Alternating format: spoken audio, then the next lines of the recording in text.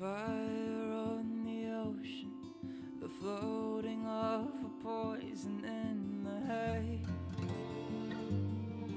The dream of a cityscape from fear and hope our atrial was made. There's no time to lay and wait, we'll stay awake for the dawning of an age, living in the end of days. Thus the dark will be afraid.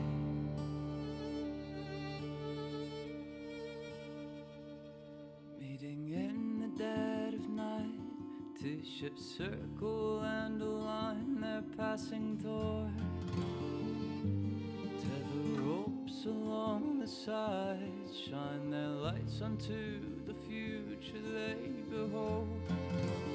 Into the sky we must go, a new home we will build our atrial, staring at the mess we've made. What was once has gone away.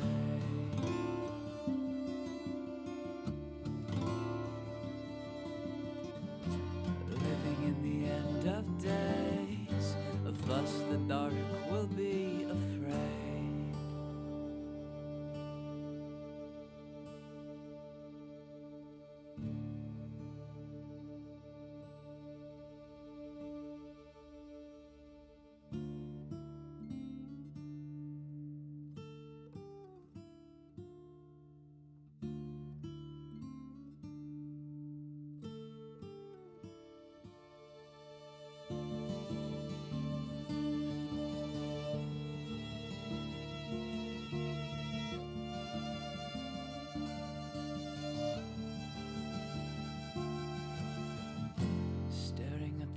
Sweet mate, what was once has gone away.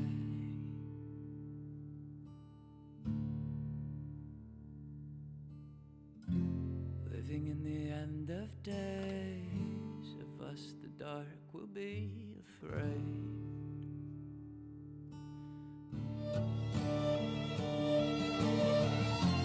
Nothing could be the same. What was once has gone away.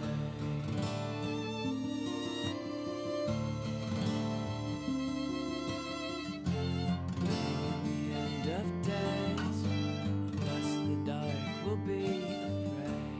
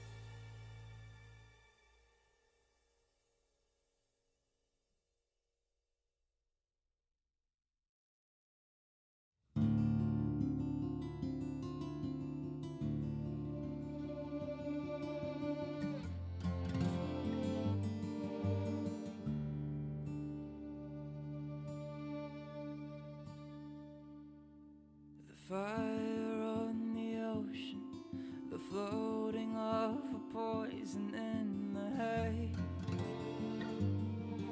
A dream of a cityscape from fear and hope our Adrio was made. There's no time to lay and wait, we'll stay awake for the dawning of an age, living in the end of days. Thus the dark will be afraid.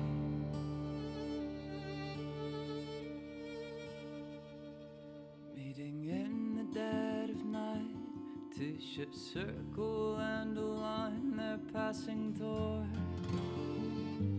Tether ropes along the sides shine their lights onto the future they behold. Into the sky we must go, a new home we will build our Adriel, staring at the mess we've made. What was once has gone away.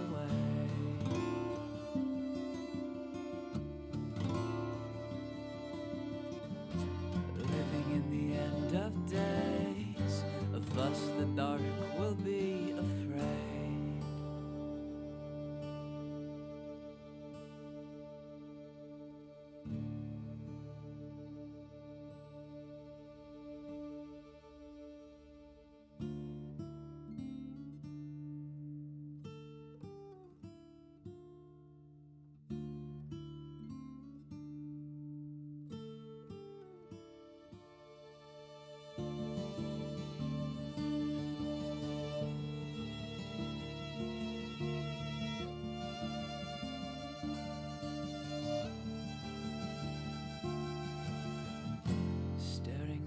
Sweet made, what was once has gone away.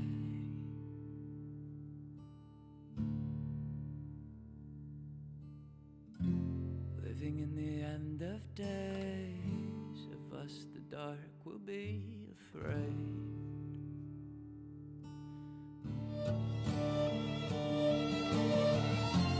Nothing could be the same. What was once has gone away.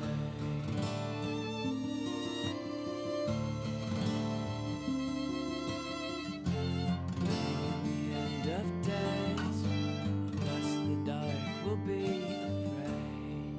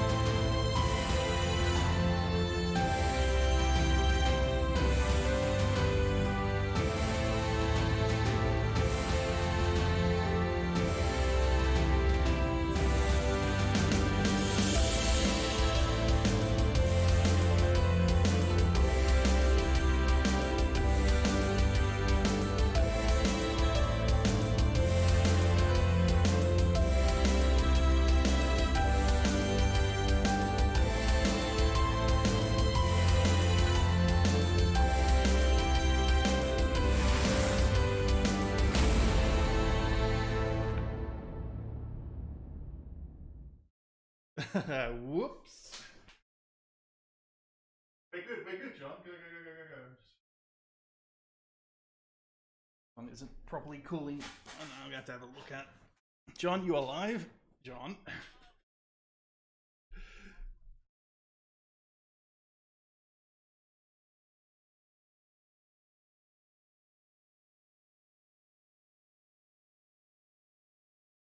Muted? Whoa, wait, hold on. The audio's not working. Oh my god, hold on. Things are breaking. Why is the audio... Okay, hold on, give me a sec, guys. I need to fix the audio. Where's my audio? There's my audio. Or I'll pull the Han Solo. It's not my fault. Okay, try now. Speak now, guys. Test. There we go. There we go. I apologize. That was all right. Okay, so we weird. have John and me and Marie. Oh, and we lost someone on the... Why are we at half? Look at this lovely tech support role. Good thing this is a session where we're just upgrading our characters and not playing. Indeed. So did you realize I'm actually spanning both you and... Yeah, it's because Maria has she's vanished. I am giving you a hug. I'm giving you a hug. Yeah, well, these hands next to me, guys. These weird hands. It's coming out of nowhere. So Mama disappeared. Okay. Wait, if I go like this, there we go. Okay, this is hilarious because exactly. There you go. So now put your go in more. There we go. Whoa, that's creepy. We're bored. Hopefully Marie will come back, guys. If not, I'll just do some temp webcam exactly, stuff. Arundel. That's what we were thinking too. Now I need a new. And if I randomly talk aloud while I'm trying to figure out my character sheet, I apologize. But sometimes I realize wow, I've been doing that wrong. Yep, this is kind of the whole point of the session, even though we've been playing for several months now. Yeah. Well, I just now got the updated book. Oh, like recently? So like the last session, we just got, that was the first time I'd seen this updated book. Continue capturing, but it has returned. Which is why Savoy is changing, and I'm so excited. There's Mama. Hi. Sorry about that. Blame Canada. Back. Yes, it's your warm air. It must be it. I tell you, it's dying, and the Earth doesn't know how to deal with it. Everything will explode soon. Exactly. Well, let's have fun crunching numbers and upping your characters. Yay! C-D&D. What is that? Canadian D&D? Echo? What the hell is C-D&D? Or is Canadian D&D. Or Cthulhu. Or it must be Cthulhu D&D, which would be pretty cool. Anyway, you should probably do a proper intro now, because we're all here and it's working. All right, so can everyone hear us? I guess is the first question. Yeah. It's now showing up, so... okay. Yeah, it's all working. All right, well, again, for the second time, welcome everyone to this evening session of Emberwind with the Ember Crew. We have Jen and Saad and Marie with us. Brahms is unfortunately unavailable, so we'll be running with 3. But this is called the leveling, because after the last session and a little bit of let's see. Well, Panic at the Ball. Our party finally leveled up to what I thought was tier 3, but then they told me they were running at tier 1. So we've been doing tier 2. Tier 2, if I remember correctly. Well, like I said, you were supposed to have gone to tier 2 after Skies of Axia. Yeah, we did that, and then we've just been playing as tier 2 for the entire time. That's all. Right, but I think Jen said she was like still tier 1 or something. I was still tier 2. I am now leveling up to tier 3. Yep. Okay, exactly. So we're just sorting all this out. Yeah. But first, I thought we'd give a little bit of a tutorial and double check some math, because we want to make sure that, like, for example, Mama's character, Marie's character, is created correctly. So I was going to kind of take the first portion of the stream to run through how you actually create a character in Emberwind, and we would put up the pages and have people walk through it, because I want to make sure that Mama's numbers are correct, that everything is exactly as it should be. So, Saad, if you want to put up page 7. Sure. Which is where we start with tier selection. I'm going to just do some fancy looking text pad stuff. All right, page 7. We can scroll all the way down. So yeah, now the official hero manual is now out. So it's like the player's handbook if you need to know for D&D referencing. Yes. Title thing. Everything you need to know to make your own characters. It's now been completed. So we're up to page 7, yes? Yeah. Yeah. So yeah, here's all the fancy art, just little display. Nice work. Look at all that awesome. art. Look at it all. Oh, our artists are phenomenal. Yeah. This is the 9 classes. You probably saw all these on the splash screen as well. The stream. There's a couple of these. Yep. Oh yeah. Throughout. Some of them should look very familiar to. So here we go. Tier selection. So we're now playing at tier 3. Correct. We've been playing majority of the time at tier 2. We did a bit of tier 1 as well, remember correctly, and then we upgraded to tier 2 quite quickly. Oh my god, so many things. I just want to find a thumbs up. Jeez. All right, well. Okay. Yes, yes, that's correct. You can. Yep. And I think Arcana Spot or whoever, I think Echo probably put that up as the link to the game if you want to know more about it. So, all right, so we're on tier selection, and of course they said they're going from tier 2 to 3, but let's run, Marie, if you don't mind, let's run you through from 1 all the way up. So as you can see here, the tier table is recommended, for people who are just starting their journey to Emberwind or experienced role players. As you can see, the base hero values, every character starts with the tier 1 values, 20 hit points. Their defense and barrier values start at 4. All their skills start at 8. They each have 1 trigger, sustain, and amplify limit, 2 tide turner charges, and then the square movements are 1 to 5. One square I'm shift just going to actions. put that in the values here on this lovely little text pad. We have. Ooh, are you going to track everything? Yeah, pretty much. Live tracking. So we're just going to Thank put the values. Actually, I might just tab Bless them your heart. so they're nice and aligned. That way, people know what value it is. So willpower 4, tide turner 2, trigger 1 trigger, 1 amplify, 1 sustain, and then all the skills which are down here. Let's go a little bit further out because there's a couple of big skills there. Oh no, maybe we can just go sleight of. This is why I love Sod, because he makes my job so damn easy. There we go. All right. So move, shift, all that stuff. 8, yeah, 8 to all of them. 8 to all skills, correct. 8 to all of them. I know, right? Notepad is honestly, guys. Notepad is the greatest application ever designed on a computer. Think about it.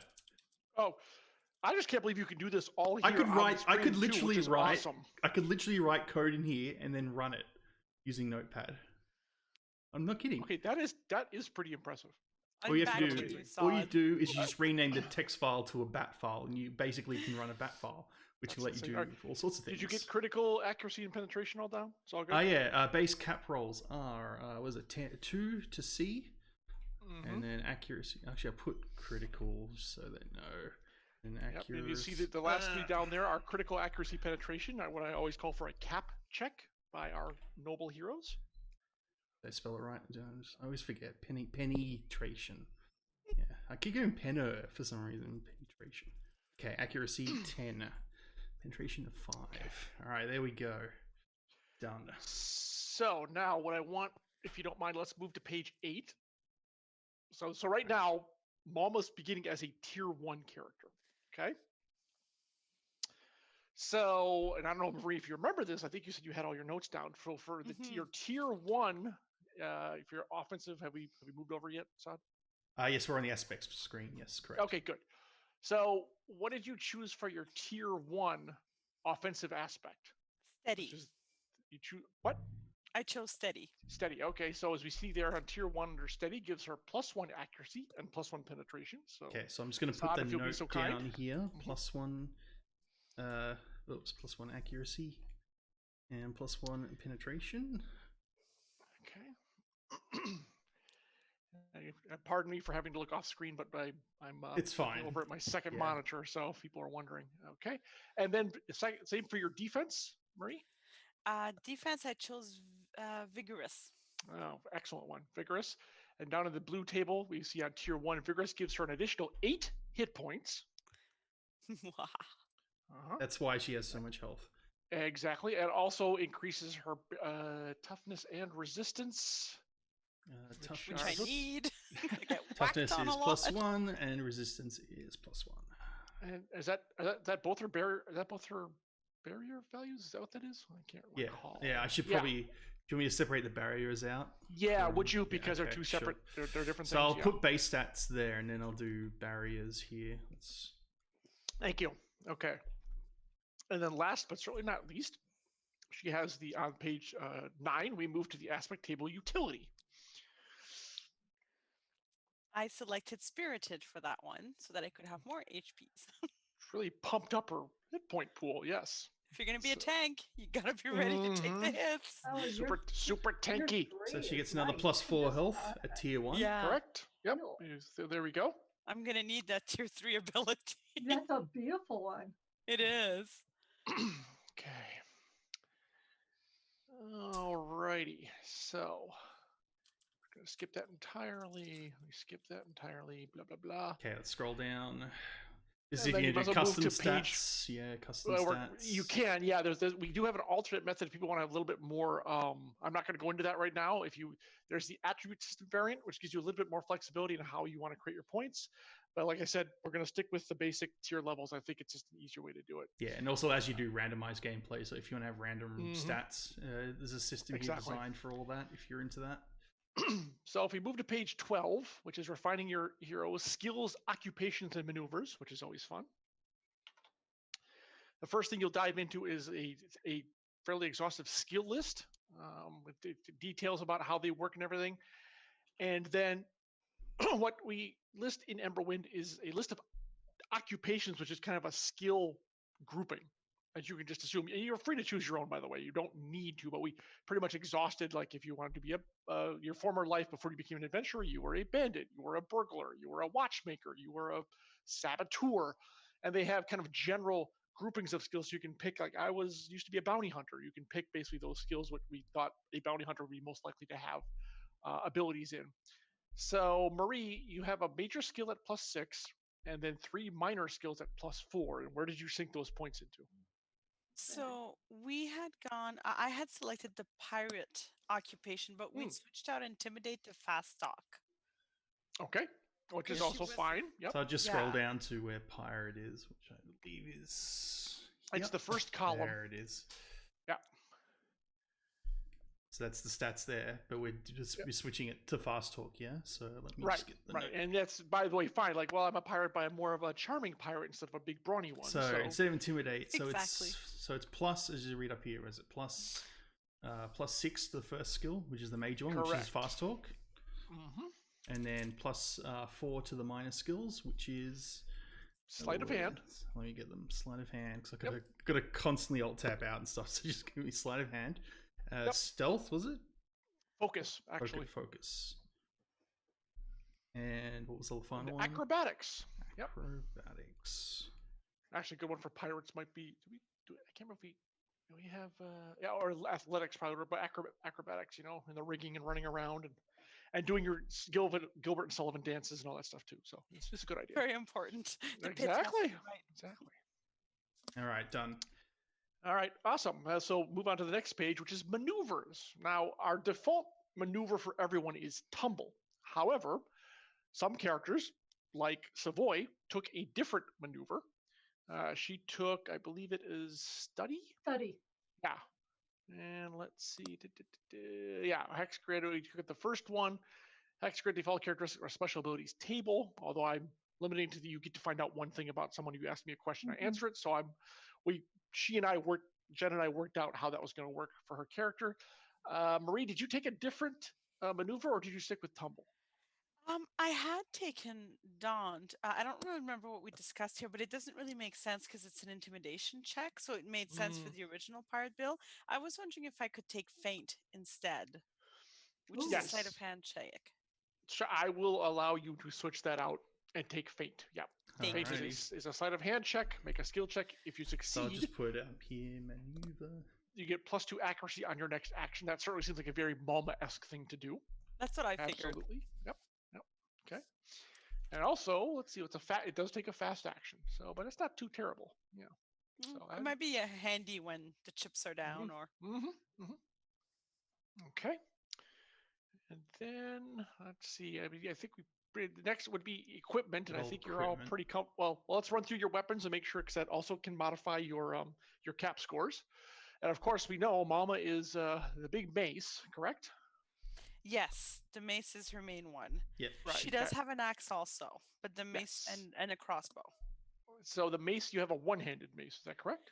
I have a two-handed mace. Okay, all right. That's where you get that +5 penetration. Yeah, because she doesn't have a shield, so she right. So so many hit points.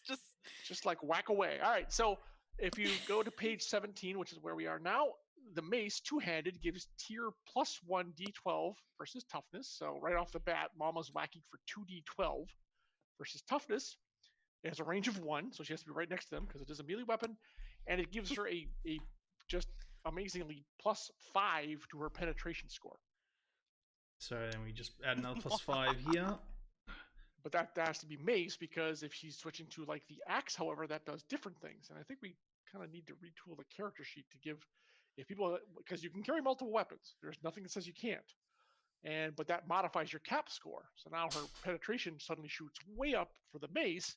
If she were to, for some reason, switch to the axe she has, as you can see right next to it, axe one hand, or well, you'd probably do axe two-handed, I would imagine, because like you said, you don't carry a shield. Yeah.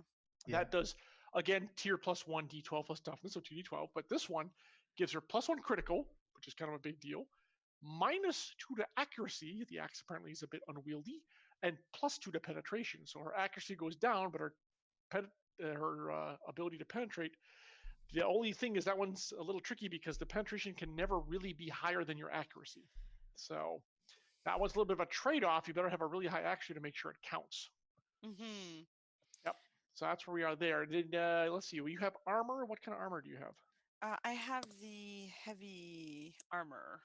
Okay. Heavy armor adds, again, plus tier of toughness. So she would get right now just a +1, but that'll go up as she levels.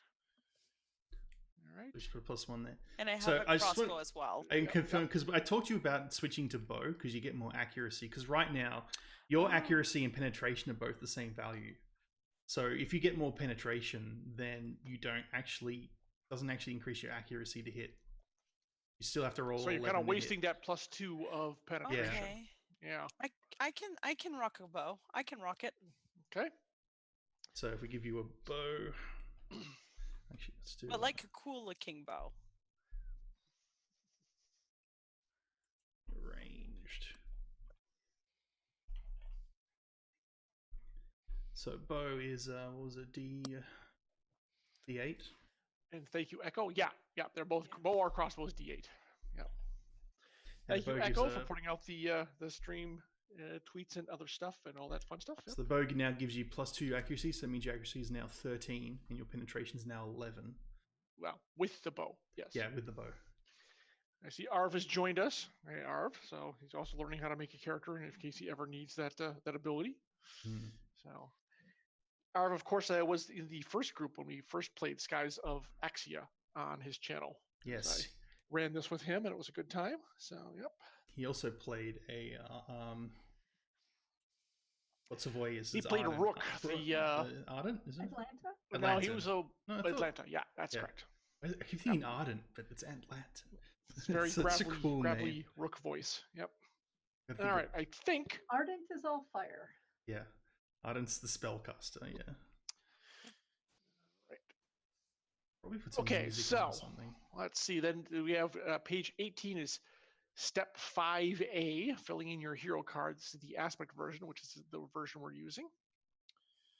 So yeah, so this is like a roundup. Instead of using, you can print out these sheets and use all that. I'm just using a notepad because we're on computers and it's easier to use a notepad. It's also easier for streaming when you have a nice little notepad and show how it's all calculated. So have I just caught an error here? Because this doesn't make a lot of sense. What? Well, show me where. Hang on a second. If you go back to page 7, base hero values, everyone starts with 20 hit points, right? Yep. Yep. And then if you go back to flip, fill in your card aspect version HP, it says everyone starts with 10 plus aspect. Well, tier plus 10. That's the mathematics. So, because each time you get it go up a tier, it increases by 10. So that would be like the actual mathematical formula for it. You know what I mean? Because if you're tier one, tier one, no, you're right. You're right. This is why I don't do math. Yeah, that's one just... tier plus 10. Yeah, you're right. So Marie going by was it? But it's like if you wanted to, you could get Derek just to redo that one at the start instead of saying 20 HP, say 10 HP plus tier times 10. You know, something like that. Maybe if you wanted to, but I guess it depends if it comes up from other people.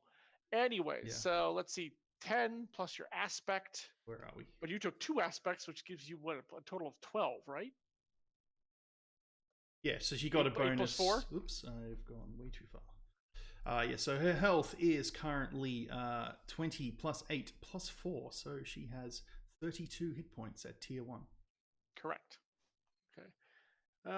Echo, we ran Skies of Axia as a one-off. Because I wanted to have Arv play for once instead of always DMing like he always does. And then I started this campaign with this group, and the first thing we did was run Skies again. So they had a kind of a jumping off point, and now they're muddling their way through Adriel and various things happening to them and trouble and danger and all sorts of fun stuff. So that is correct. So we technically ran Skies twice on this channel. That is right. Just realized I probably should some background music or something just while we're doing something mild. That wouldn't be a bad idea. Yep. Just gonna sort that out. Something upbeat. I use stuff from our stream, so I use silver grades maybe. Always like them. 2 Steps from Hell. They're great. They're great music. They are. I write to them quite a bit. Very too loud.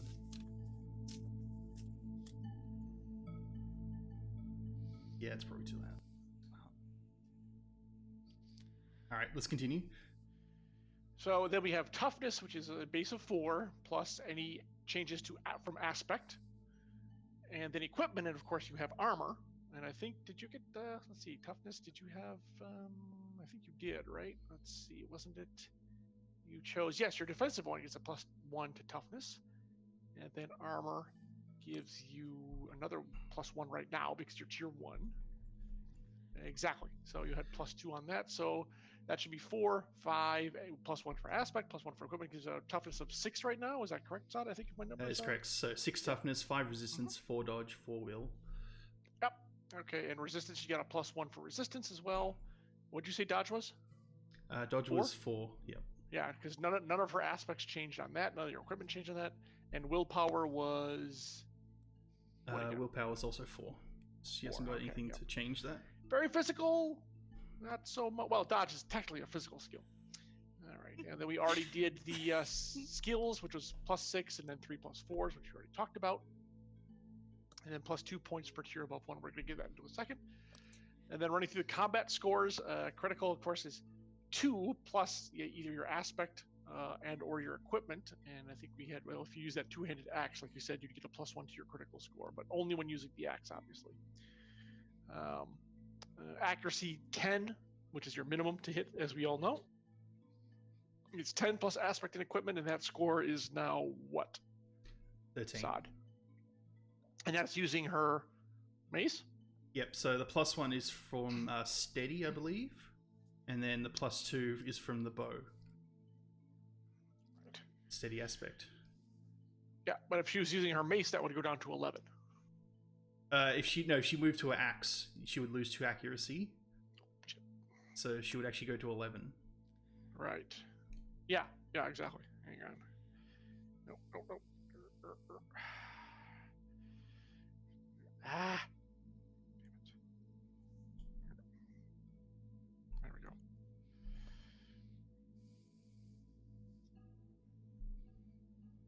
Okay. Sorry, had a... Anywho, all right, so let's see, where was I here? Okay, nothing changed on, the melee weapon damage and range weapon damage.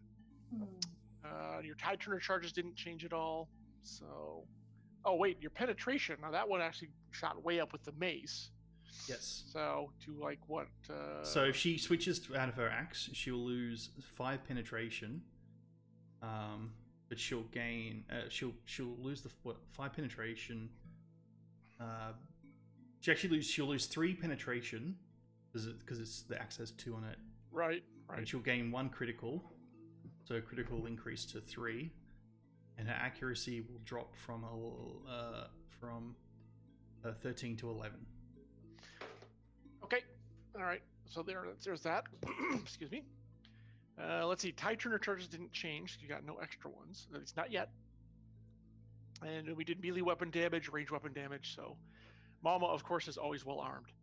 And then nothing changed on your triggers, sustains, or amplifies. So right now you just have it's 1 plus any aspects, but you're at 1 for all those.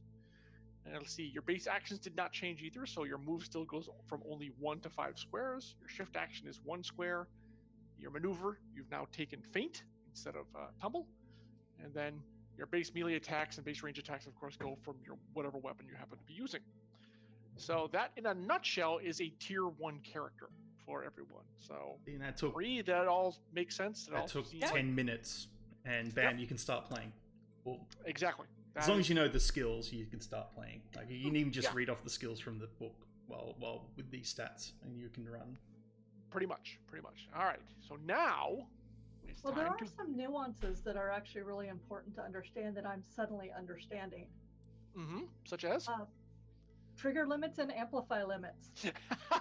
Like here, like seriously. I mean, to the point where I'm probably going to actually have to change my utility aspect so that I can do what I want to do. But anything that's triggered, if you only have a trigger limit of 1, it can only happen once during the encounter, right? That's true. Well, no, not during the encounter. Once per turn. Per turn. Your limits reset every turn. Yeah. Oh God, yeah. However, there are abilities that you can use unless otherwise stated. Yeah. Yes, that's true. But unless otherwise stated, those limits all reset at the beginning of your round. Yep. Every round. And so the amplify limit, when I had the 2 free amplifies, my amplified limit didn't count then? Correct. Well, it means that you can only do 1 amplify action a turn. But if you have 2 free amplifiers, your first 2 are still free. It just means you have to use 1 amplifier each turn to use that up, for example. So for example, we were doing that wrong with like Word of Comfort because I did Word of Comfort with a free amplify and I did that twice in a row. Yep, that's technically wrong. The same turn you should not have been able to do that. That's correct. Okay, yeah, I'm actually going to have to change my utility aspect when we get to me. Okay. Yeah. However, there are abilities that don't, for your class specifically, that don't use the actual amplify limit. So it's like a free amplify. You got to read on that. Is that what it means by free? Yeah. Well, it's still no. It's still limited. Your limit is always unless like you can use. It states that it doesn't use the actual amplify limit. Well, yeah, there are some, true, which is weird. It doesn't count against your limit. That's true. Yeah, unless it has that kind of keyword where it doesn't count towards your limit. You're basically stuck with 1 amplifier. We'll have to talk more because we'll go through it all. Don't we have plenty of time? But that's just one of those things that people need to be aware that there's the amplify and the trigger limits. Yeah, John, do you want to go through her abilities now, or do you want to do tier? Well, keep going up each tier. We're gonna level. Hold on, I'm watching a really creepy. That was kind of creepy. Okay. Actually, we're gonna level Mama up to tier 2 now. Okay, so bam, tier 2 time. Exactly. So we go back to the beginning. Very simple. Scroll all the way up. So back to page 7. Nope, and the first thing that Marie will do is add another 10 hit points to her total. Yay! Yeah, so that now you should be at 42, correct? Correct. Yep. So she gets a choice of adding either +2 points to any 1 skill or 1 point to any 2 skills. So what would you like to do, Marie? I don't remember what I did last time.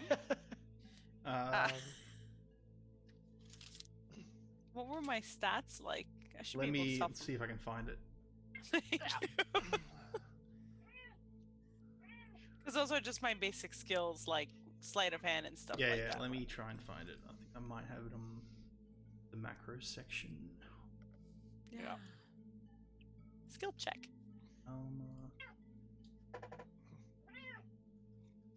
You select endurance +2. Oh yeah. Does that still make sense? Endurance +2? Sure. Yeah, let's do it. Okay. All right. I would allow you to, if you wanted to make the change, to bump up the other skills a little bit more. But all right, endurance +2. Do I Always do a good one. endurance? Yeah, I do some endurance rolls right now that we've played for a bit? Yep. I feel like. All right. good. So Okay. skill endurance +2. So that puts it up to 10. Alrighty. Yeah. So cool. Okay. Now we so scroll next. down. Yep. All right. Now we're back to the aspect tables because she gets to choose a tier 2 aspect if she so chooses, and I'm sure she does. So for tier 2, Marie, what did you choose from Alma? So change them. I just kept them the same. I didn't realize I you could. change. Me neither. I didn't realize I could change it, so I just stuck with the same ones. Oh. So do you? All right. Well, since we're kind of sharpening the character, did you want to change over to a different aspect table for something else? I'll give you the opportunity to do so because you can. That's fine. I don't have a big, Oh, we both played. It's all good. So you can either stay with, was it steady, I or had, you can yeah. pick something else if you want. Should I pick because my penetration is so high right now, should I pick vicious for my level 2 so that I get +2 to my accuracy instead?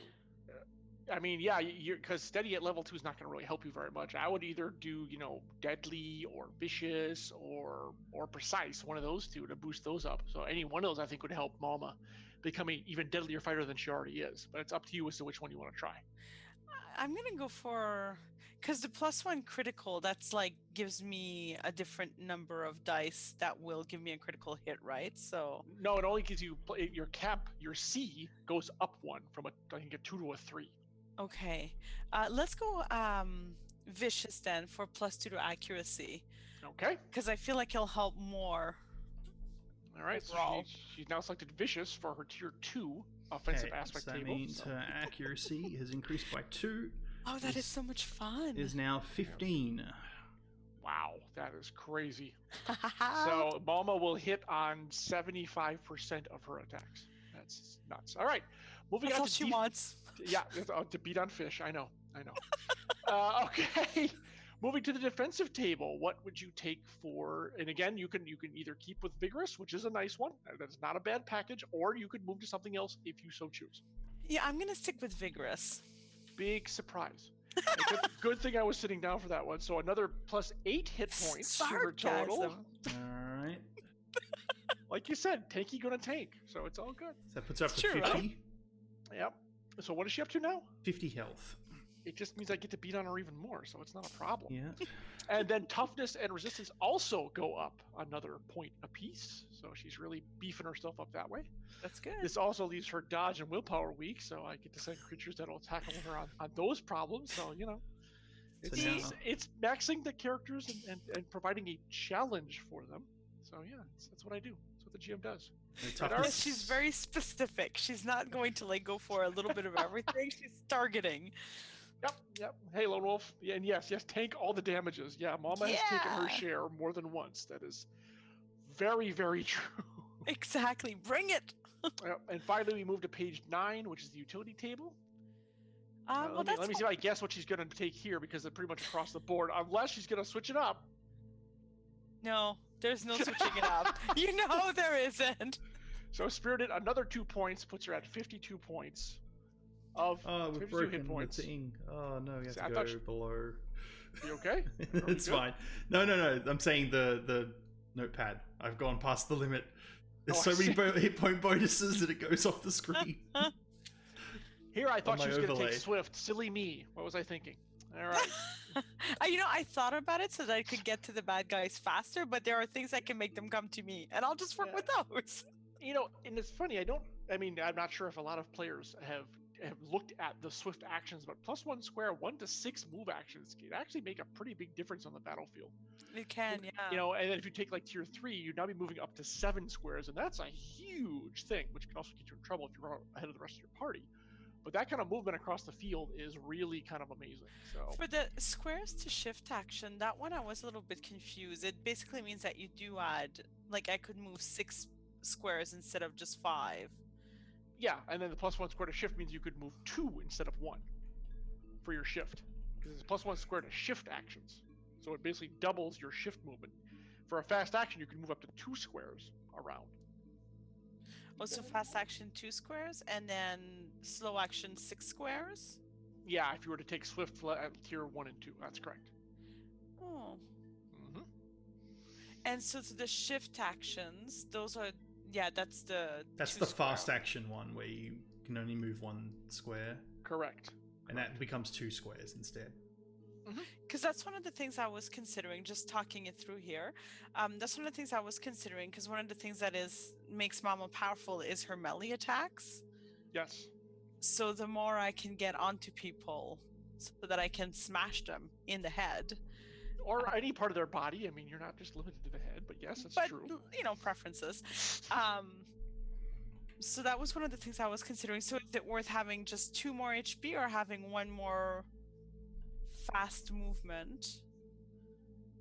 Well, yeah, I mean, there's the question: is it 2 HP or doubling your ability to shift from 1 square to 2, which can be a pretty big thing. It also allows you to shift over to protect other people, as in interposing yourself between themselves and critters. So, I mean, it's up to how you want to play Malma, but it seems like movement for her, to me, seems to be a pretty big deal for the character. Yeah, and for just 2 extra HP, like that's not gonna make or break it that badly. So yeah, let's go for the +1 shift action. Oh, all right. She is taking swift. Okay. Let's see. am.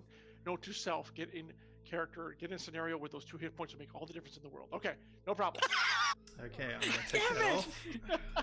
No, the more I watch this, the more I want you guys to all help rebuild Savoy and do exactly the same thing. Okay.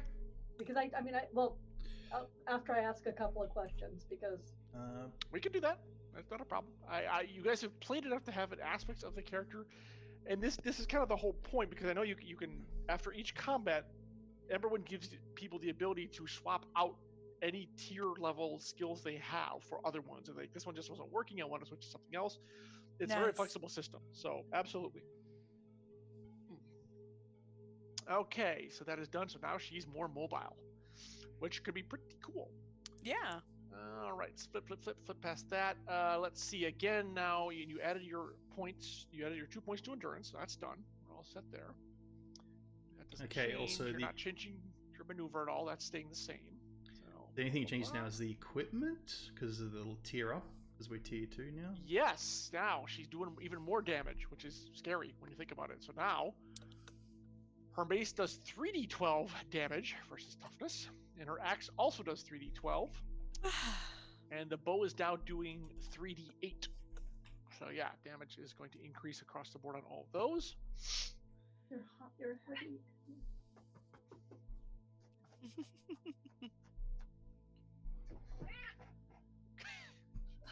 Did not like that at all. No, but he's really heavy and he's hot.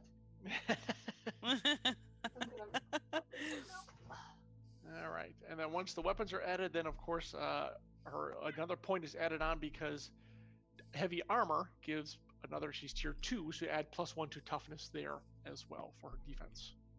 Yeah. For her barrier value. It gives another +1 to toughness. Yes. Correct. That's correct. Okay, let's put there. So it puts it at 8. 8 toughness, 6 resistance, 4 dodge, 4 willpower. Well, and that was tier 2. Now, actually, you know what? So let's pause right here, because we should probably move down to warrior skill classes and stuff like that, and see what she actually did for tier 1 and whether she want to make any changes from tier 1 to tier 2. So we go down to pages. Why is there no page number 54? I don't know why there's no page number on there. That's really weird. Oh, 54 is missing its page number. Great. Okay. It's page 4, Sod, is tier Yep. 1 warrior. Have it. Yep. Okay. It's gonna take a while, unfortunately, because he has to do the mouse thing. Yep. Good.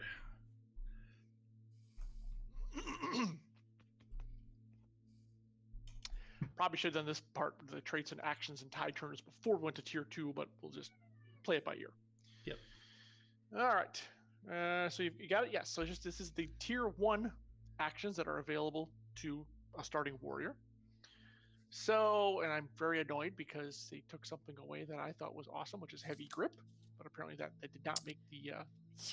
Final cut. very, very disappointed. No because free my attack. Character Free Talon loved heavy grip. free But damage whatever. upgrade. It's fine. It's fine. Fine, whatever. It just makes your So- D12s D20s. I mean, like, come on. It's just. No more heavy grip for Mama either. No, Oh, it's well. very sad. So, all right. So, let's see. I think it is.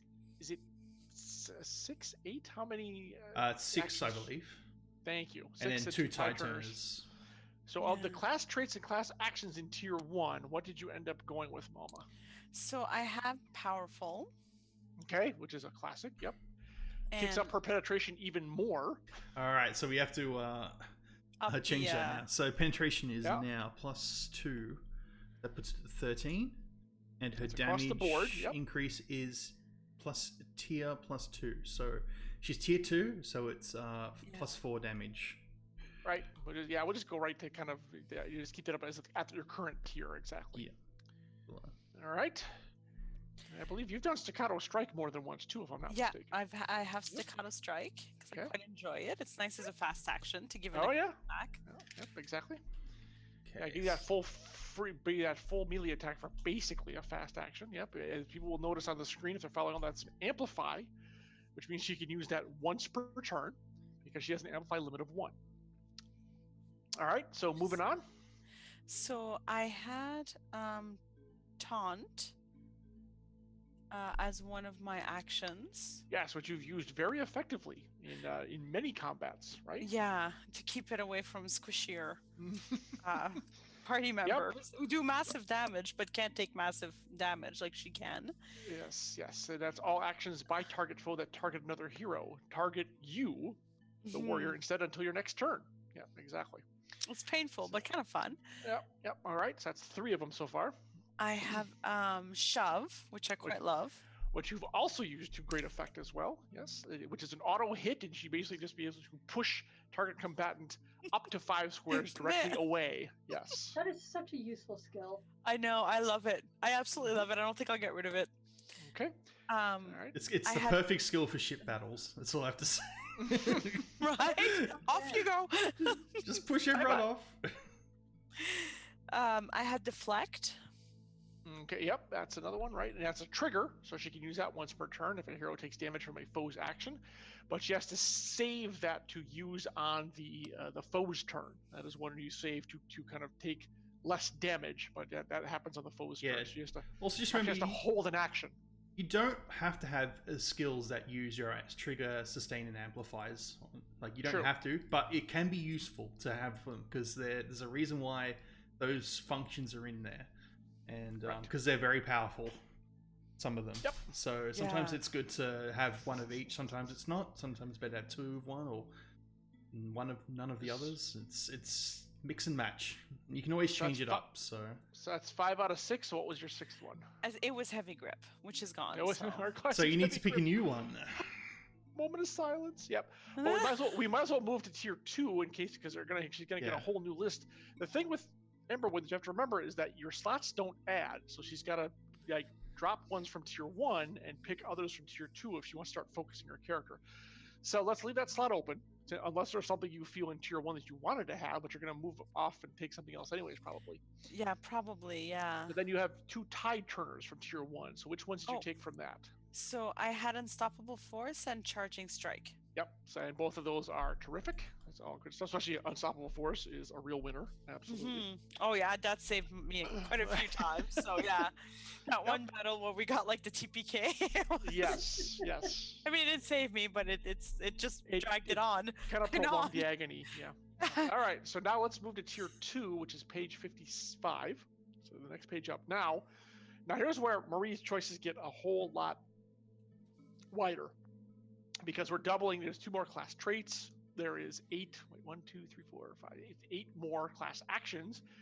She has 1 slot that's still technically open that she can fill with something from here, or she can now start divesting herself of things and adding other things in tier 2. So, what do you wish to choose from tier 2? Solid, what's my penetration at right now? Like, is It's it much currently higher at than 13, and your accuracy is Okay. 15. Because I kind of like the sound of seasoned veteran, but I'm wondering if because my accuracy can only go up to 20 anyways, Yeah, right? that means that you'll always Yes. hit. So no matter what happens, if you max out accuracy, all that matters then is Yeah. if it penetrates or criticals. True. Hmm. True. So for long drawn out battles, it can be very, very useful. Also, if you switch to your axe actually lowers your accuracy to 13. So that's But something it to take ups note my- of. Jeez, that's right. Anytime after the 5th round, you'd pretty much be hitting Yeah, automatically. Exactly. It won't be a critical. It doesn't really, because they don't work that way. You'd have to roll to get the critical. So you would still do the roll, but it doesn't really. The only thing that would matter is if you actually roll a 20, and you would still Right. hit. So Because if I'm holding my mace right now with powerful, am I at 13 accuracy? Is that it, or at 15? 15. You're currently at 15. With powerful. So then if I add seasoned veteran on top of that, I'm kind of like doing all sorts of pain. This is what I wondered. Does that include the very, very first turn, since it says at the start of each of your turn? So technically you start with plus 16 accuracy? yes.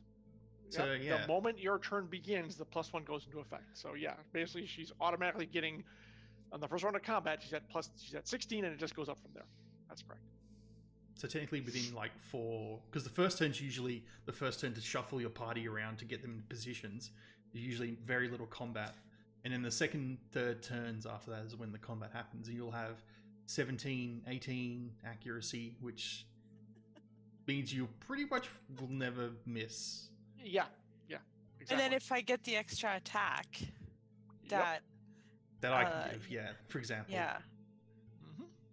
And your staccato strike, and it just Yeah. starts really getting crazy. I'm gonna start throwing veteran class foes at you guys. That's the only way to kind of slow you down a little bit. No, it's okay. Just yeah, throw fish and distract me. There'll be this big villain over there. I'm like, fish! So yeah, seasoned veteran. I'm quite liking. Okay, so is that going to be in that empty slot you have right now? Yeah. Okay, all right. So you're adding Yeah. seasoned veteran. Yep, which is because pretty much auto hit technically, and 5 rounds in is not a bad thing. All right, That's and the then thing. so now the question is on your class actions: are you going to swap anything out?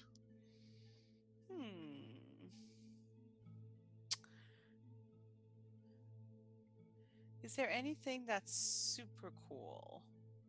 And they're all super cool. That's the problem. Yeah, that hungering strike where if you hit, see if after you deal damage, you actually heal every time you strike a foe is pretty damn cool. Oh, that could be. Yeah, and useful. it has- How is And, that? and it does have a -2 accuracy, which is offset by your seasoned veteran. Oh, Hmm. that's true. So if I set it, it remains with me until the end of combat. Well, no, it's you have to use it every time. It's a general exploit, so you say I'd use hungering strike as my attack, and that's what happens.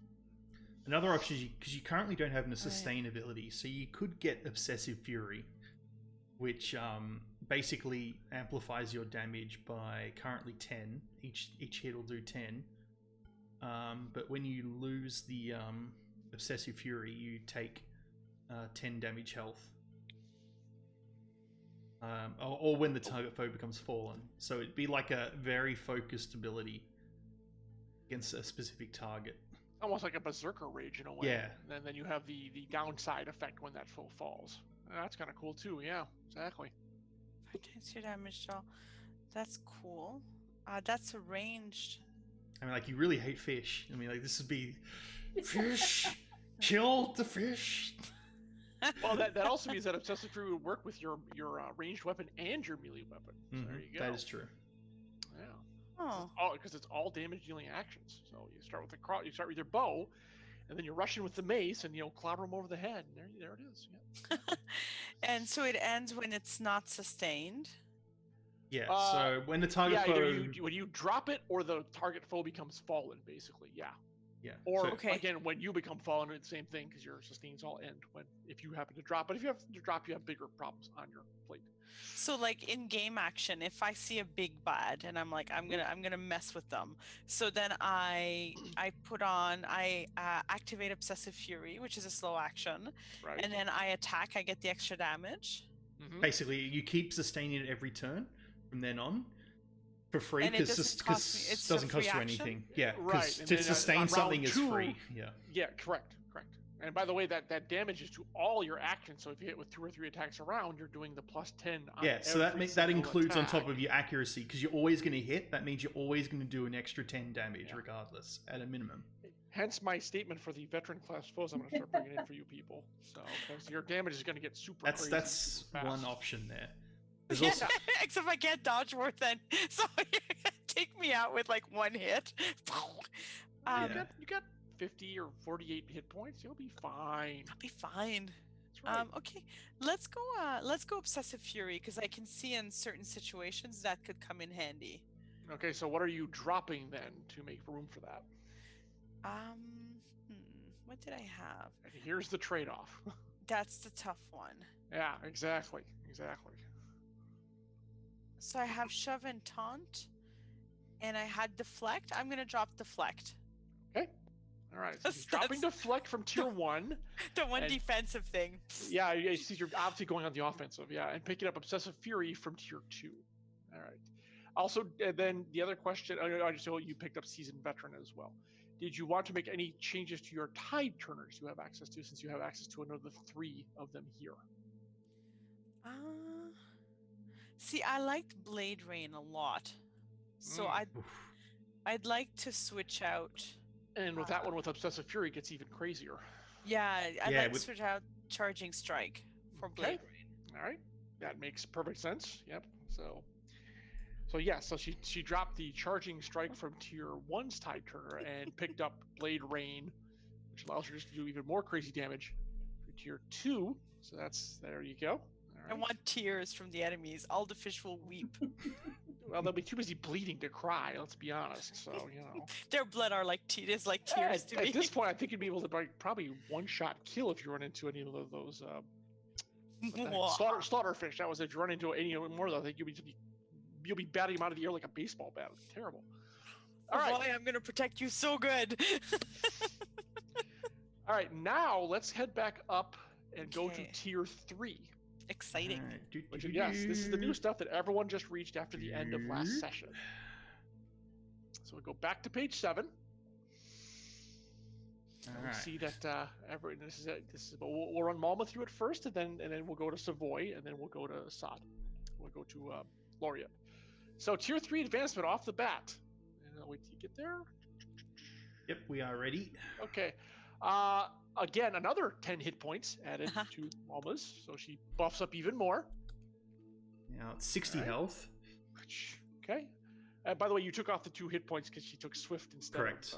She would be okay, at 62 alright. then, but she's Yep, she gets an additional Tide Turner charge. Woohoo. Yay. So now you have 3? Three, yeah. 3. Awesome. All right. And then the same +2 to 1 skill or +1 to each of 2 skills.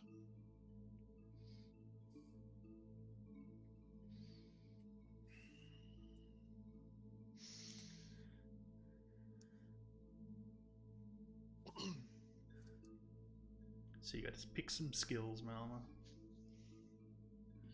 I think she's thinking. I am thinking super hard. Why think when you could just talk your way out of everything? It's true. Can I just roll for? Okay, so Hey, you can throw +2 into the fast stock as well. You can put that and just really super max it out. So I would recommend like yeah. think about all the roles that we've been doing and like, do you keep failing your athletics or do you keep failing focus or something? Well, your focus and insight might use some work too, because we do seem to call for a lot of those. So yeah, it's up to you whether you want to concentrate and max out things or start building a more rounded character. For example, you wouldn't consider your character to be a stealthy character. Your character is very upfront. No, she doesn't care for stealth. Stealth is wasted. Yeah. Her talents lie in other Yeah, so directions. try not to worry about being like a jack of all trades, because I feel like being focused on certain abilities is probably a better fit, because not everyone's going to be good at everything. So True. Yeah. I think focus, having a higher focus might make sense because I seem to fail those a little bit more. Whereas like knowledge, like there's other things that don't make sense for Malma because the rest of the team Right. kind of yeah, covers Mama it. she doesn't think, she uses her eyes. She's got to Yeah. focus. Yeah, So exactly. you want to throw both points into focus? Yeah. Okay. Why not? Bring That'll that make up. it 10, I believe. No, it's a minor, so she gets a. Oh, it's all right. That's even better. It's now Yeah, 14. Okay. So Yes. so she's got There you go. athletics 8, endurance 10, acrobatics 12, sleight of hand 12, stealth 8, insight 8, knowledge 8, mend 8, fast talk 14, focus 14, leadership 8. Okay. Alrighty. All right, we're back up to the aspect tables. So now we're at tier 3. Lots of interesting things to do here. Whatever. And this one, I'm not sure what mom will choose because there's a lot of variants, and you could also pick from any of them as well. Okay. So,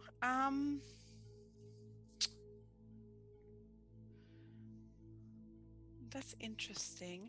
I'm kind of leaning.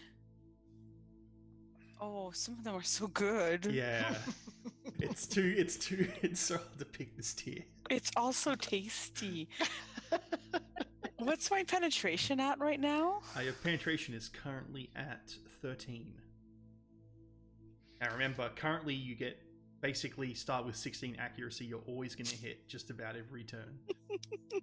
So so much joy, because I'm kind of liking the +1 damage die type to all melee actions that deal damage. Yeah, see, I thought vicious at tier 3 might be something you'd be very interested in. That's a very Malma thing. Yeah, vicious I think is my joy. All right, so tier 3 vicious +1 damage die type, which is an additional. Is that? Oh, damage die type. So that actually goes. That goes like, up 1. Oh my god! Is that... So it adds like a D12 then to my mace attack, right? Actually, I think the damage die type means you're going from a D12 to a D20. Oh, man. Wow. So let me just update those to D20s. Yep. And the bow is now a D12. Oh, it's melee. Sorry, Can we play now? Shh. Can I hit something Yeah, now? because you notice that vicious level 1 is just +1 damage die to all melee action deal damage, but tier 3 it's damage die type. So you're going up from. And it was 12, so now it's a 20. That's a little it's a little nuts. Yeah, pretty much. Yeah. So all right. I need a moment. I'm just so happy. Okay. So she's gonna do like as much damage as Mr. Arden's 3 levels of burning, basically. All right, tier 3 defensive.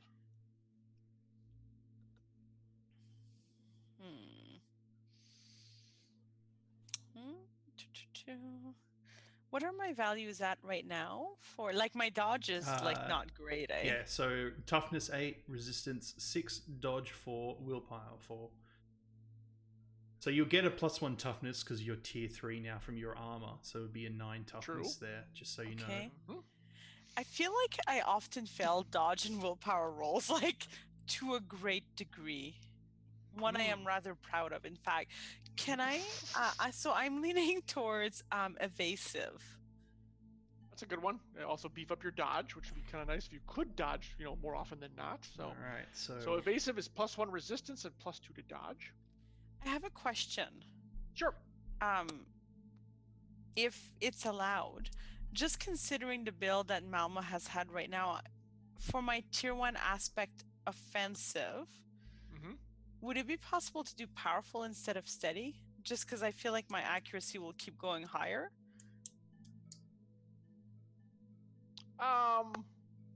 It might not make sense, and it's okay if you don't want me to. I don't really have a problem with that. I typically did see you may reselect one aspect, one bonus to all of them. But you went for tier 2. You did vicious, right? Yeah, for tier 2, I did vicious. Right. Yeah, technically I wouldn't normally allow that change up, but if you want to do that now, I'm not gonna have a problem with it. Yeah, I mean, unless it really doesn't make sense or that you really like. You get another +1 on your penetration as it is. Sacrifice accuracy for that. Yeah, you can do that. You want? Does that make sense? Sure. Up to you. Fine.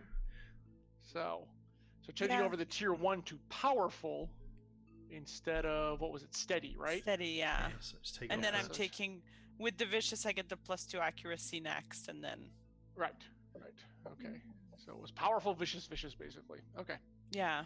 Yeah, So that's fine. put That's it fine. there. I'm not going to quibble over, +1 here, -1 there. Thank you. All right. So that makes your accuracy and penetration at the start of the turn, just before your trait seasoned veteran triggers. They're both 14. So the first thing that happens is your accuracy becomes 15, your penetration becomes 14 at the start of the turn, and then from then on up, you just. That's what I'm saying. So Malma's scary. She is now, especially since she's rolling. Oh my God, is it 4d20? Jeepers Christmas! All right, utility table. Okay. The first scene. I'm tempted between heroic, spirited, and swift. Okay. Let's see, what is heroic? Oh, +2 willpower, which would be nice to beef up your willpower, but spirited is also good, 1 per encounter, and they're all. I mean, that's all stuff that Malma could definitely use. So I don't have any advice for you. That's. So, Voy and Laureate, any thoughts from both of you? Well, I would actually not do spirited because you do have other people who heal. That's true. Things. So I think you should think melee or move fast. Oh, she's looking at either upping her willpower, which hasn't even been touched for this entire character creation. Personally, if I were you, I would go willpower because I'm leaning towards that. Yeah.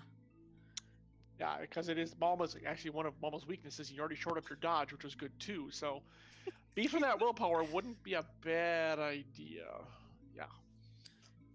Okay. Yeah. Okay. So willpower. Solid. Any thoughts on your end, or? I mean, like, you have a few other options. I'll just give you some other options. For example, if you pick Amplify first, that means your first staccato strike is actually a free action rather than a faster spend. So you can, on your first turn, like if you spend a whole turn in melee, you can attack, trigger staccato for free, and then attack a couple more times. I think that's right. Well, her Amplify is only 1. She only gets 1 more. Yeah, it's only 1 per encounter, so I feel like she's still limited by her trigger actions. Yeah. Yeah. You're right though. She gets it for free, and she could do something else then afterwards. Yeah. Yeah, good thought. There, Like if you want to do more taunting or shoving instead, you can do that. Do intend to.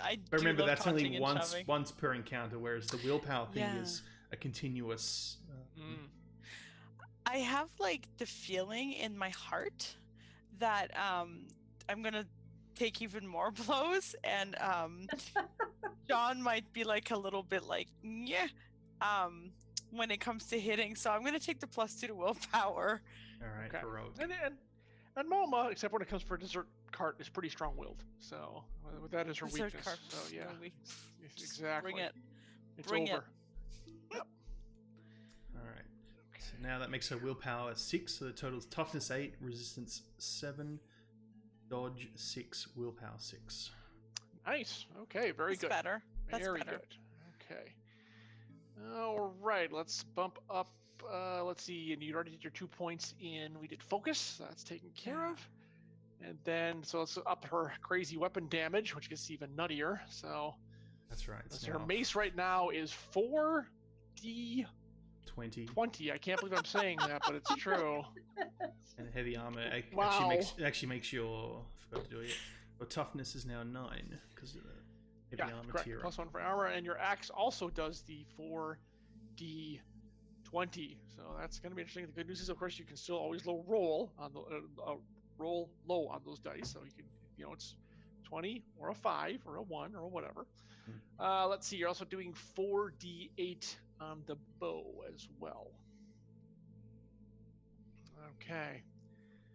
Nutty Bofutty. All right.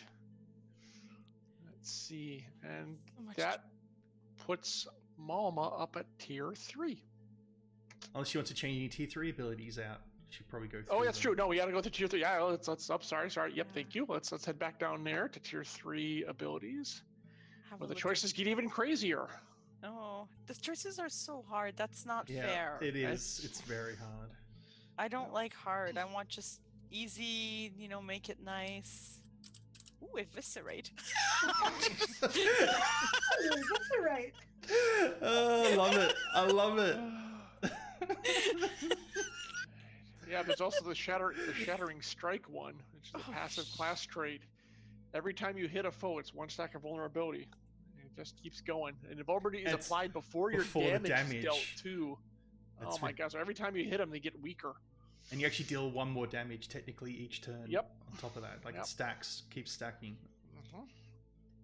It's kind of disgusting. As the work gets difficult, tier 3 and 4, because now you got to start really thinking about how your class works. You only have 6 abilities, guys, and you have a choice between 20 odd things.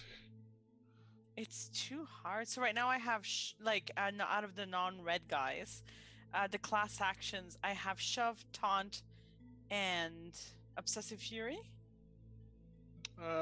Yes, because you have the 3 class traits, if I'm not mistaken. Yeah, I like the class traits because they're always active. So every attack is more powerful. Right.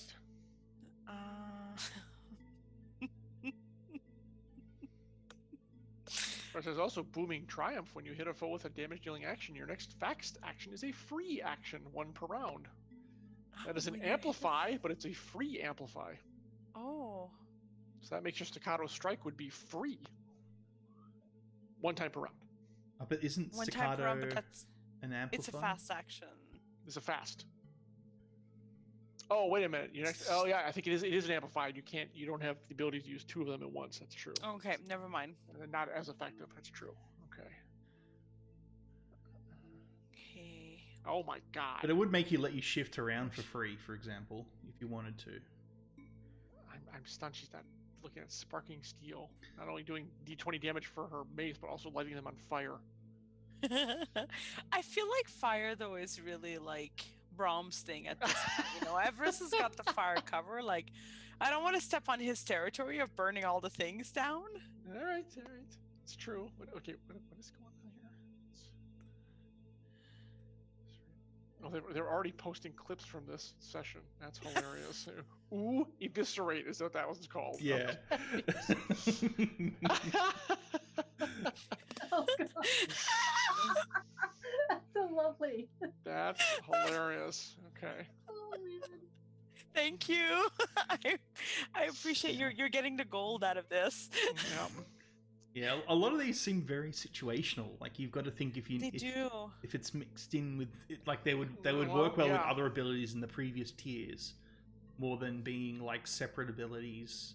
Well, and that's part of the ability is how you combo them. Yes. Yeah. Yes, they're meant to build on previous tiers. Correct. So it depends on how you want to move this, how you want to do this exactly.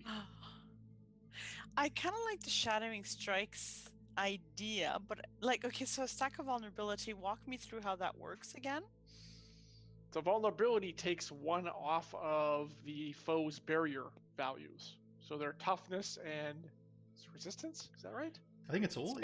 Isn't it all of them? Dodge and willpower? It's not all of them. Hang on. I gotta look at something. I can't remember if it's all of them. Their barrier value is...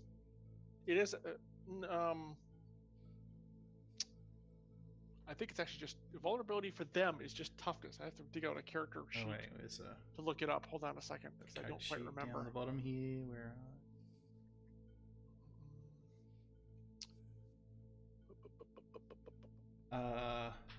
Yeah. Defense values are dodge and willpower. Barrier values are toughness and resistance. I should probably separate them out then. Let's see.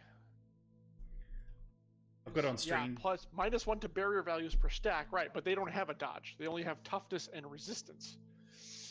And resistance is barrier values. No, that's right. So -1 per barrier values, so it goes across the board. So they -1 to their toughness and their resistance every time you hit them.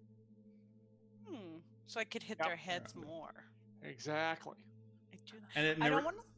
Sorry. So I was just going to say, remember it applies before damage is dealt. So you automatically get +1 damage to all your attacks, and it just keeps getting higher and higher on them as the and this makes everybody else's attacks more powerful as well, right? Correct.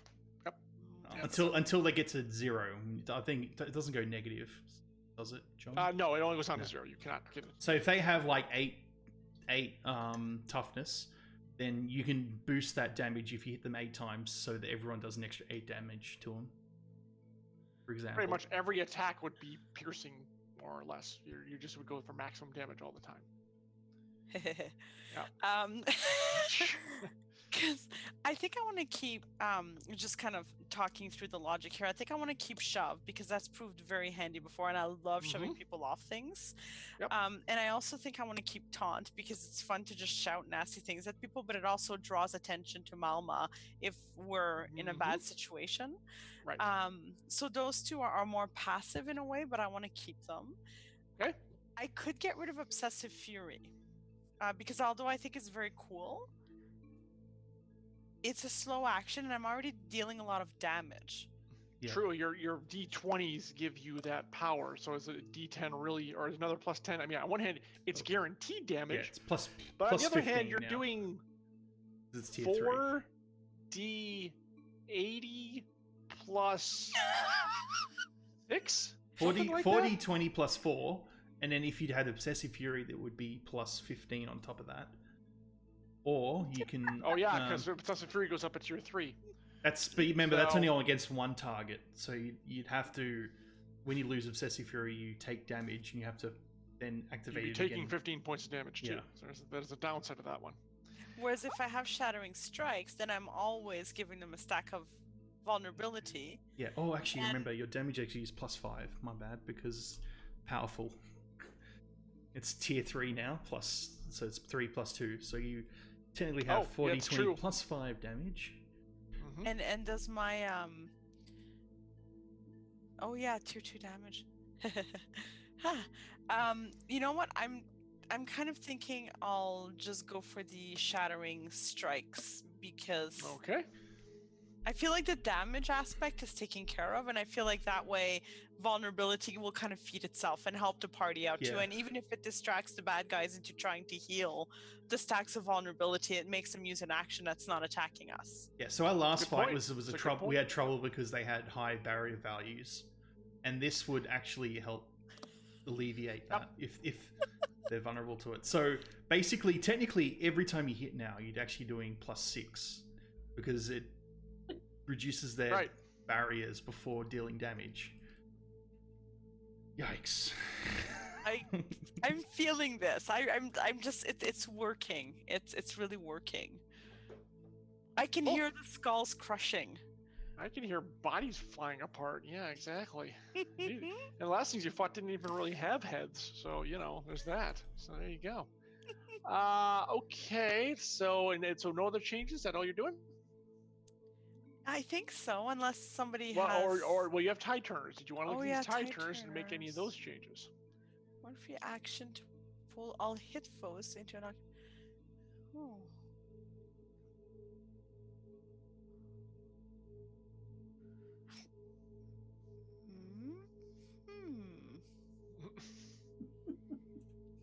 So right now I have Blade Rain, And which Unstoppable is still Force. super fun. Yep. Yeah, and I think I'm gonna stick with those two. Okay, all right. Because All right, one's super massive attacks, and the other one is in case I'm in trouble alone and I need to heal. Exactly. Which So I will be in trouble alone at some point, because I'll be like, yeah, I crush all the things! yes, beat all the things. All right, now tier 3 Malma is complete.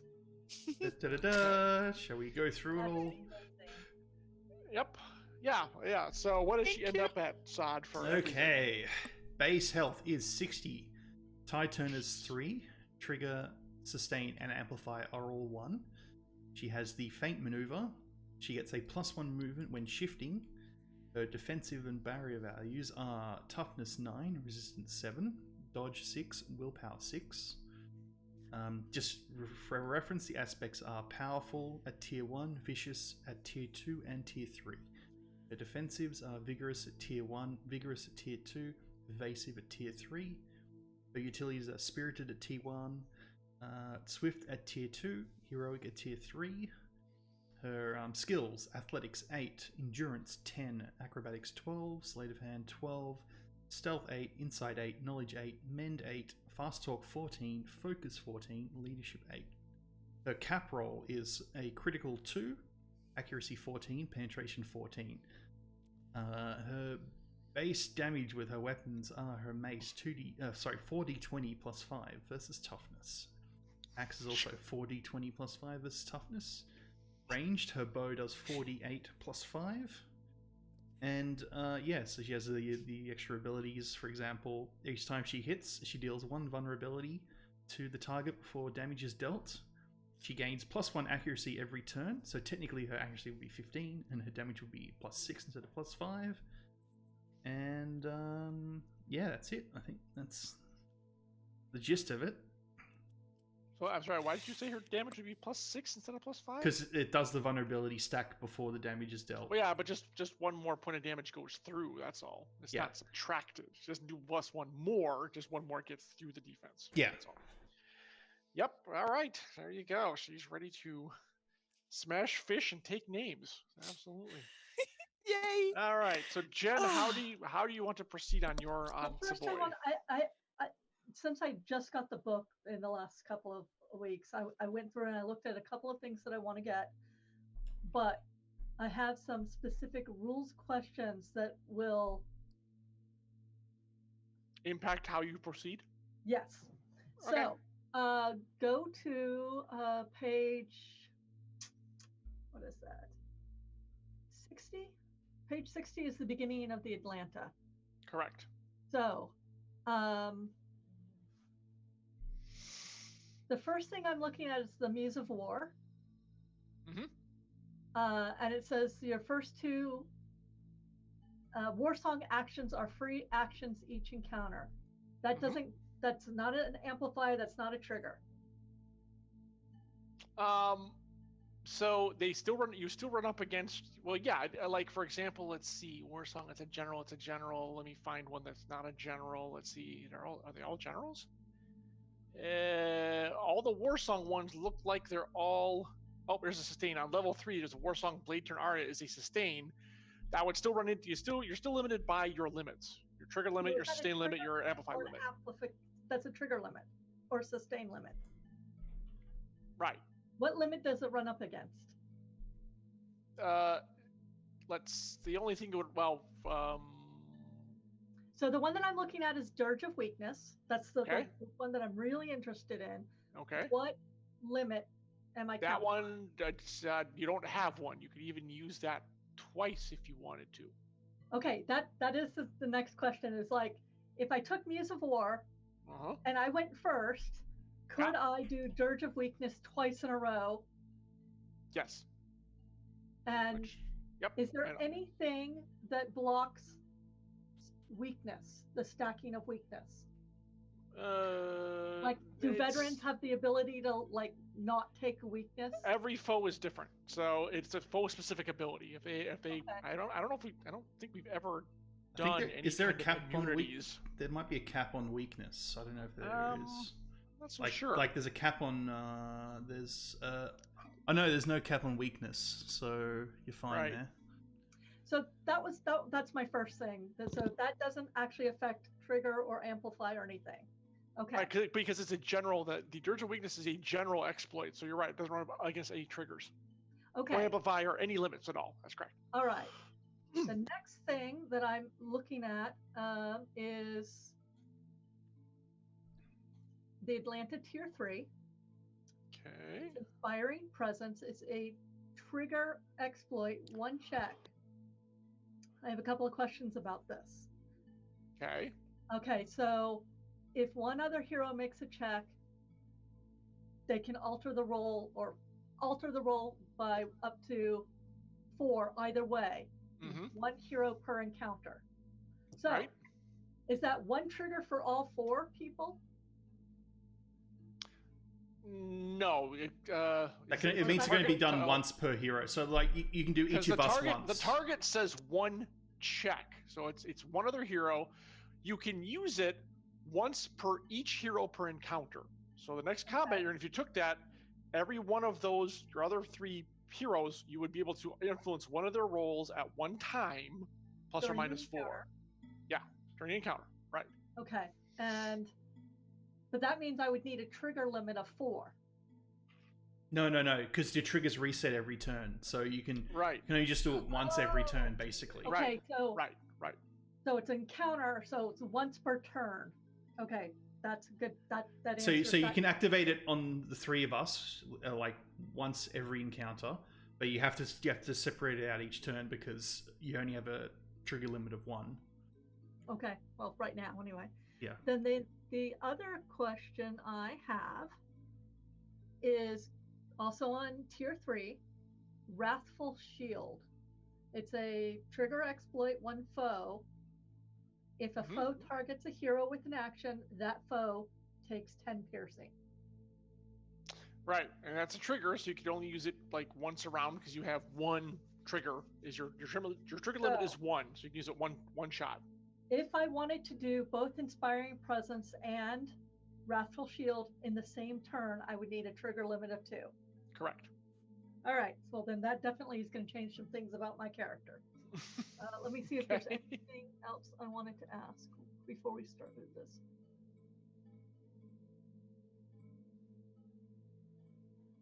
Oh, that's a sustained. Okay. No, let's begin. Okay. And Assad, if you would give me a copy of your notepad when you're done. I'm making a nice big one that we can share. I'll share to everyone, and I'll do all the macros and all that if you'd like as well. Oh yes, please. I love you dearly. No worries. All right, so are we doing the kind of the same procedure as Malma? Please. Yeah, let's do that. All right. I think I can tell you what. I mean, I know what I want to do. Well, I believe I know what I want to do for the class traits and the class actions and the tide turners. I know what those 6, 8 are now, based on the questions. But I know my tier aspects are definitely going to change because I need to find a tier aspect that ups my trigger limit to 2. Okay, let's see. That would be the utility. The utility chart, that'd be dynamic if you're looking to have that. Yes, which changes a whole bunch of other little things like Right. All right. Well, let's do the same thing. Let's rebuild Savoy from tier 1 from the ground up and just make it simple. That way, we're all comfortable and on the same page and everything. How does that sound? Which makes me very happy, and I appreciate that. No problem. All right. This one probably will go a little bit quicker because I said, as you said, Jen, you have an idea of the skills you want and things like that. So, all right. Well, so I definitely want that mom look. Yes. I'm so excited about Wrathful Shield. You have no idea. All right, so if you reset the Savoy tier 1, yep, exactly. All right, so we start at base values, of course, 20 HP, 40 defense value. We'll just skim through that. So now let's move right to the aspects tables. So on your offensive table, what did you want to take for tier 1? Aspects. I still want to start with steady. Okay, so +1 accuracy and +1 penetration. All right. And then I still want to start with willful for defense. Okay, so +3 hit points, +1 toughness, +2 willpower. Yep. Savoy of the keen mind. Yes. I stout think heart. For utility, I think I want to start with dynamic. Okay, so her trigger limit goes from 1 to 2. Yes. So now she can do 2 triggers around. Because by the end of this, I'm going to have an extra tide turner charge anyway, and I've been running around with 3 because of that. Correct. Okay. Okay, so dynamic is trigger limit This one. Let me just put a note there. All right. Yeah, you're writing this all down. I Correct. don't have to actually update things. All right. Yep. Now your stats, so the attributes, like sorry, not And attributes. Your did you skills. have an occupation? I can't remember. Did you have an I did. occupation? I am an advisor. Yes. Okay. Right. And that's at the top of column 2, which gives a +6 to insight and +4s to fast talk, leadership, and knowledge. All seem very Savoy items. Yeah, I tried with my fast talk, but I have never actually made a fast talk yet. Actually, I think I made it once. In the I think you did it one time. Yeah, it's been and very. it wasn't even that important. That's funny. Now, are you keeping your study maneuver? Actually, where's the maneuver page? What is that? Page 15. Now that I've used it, and it hasn't been. Let's see.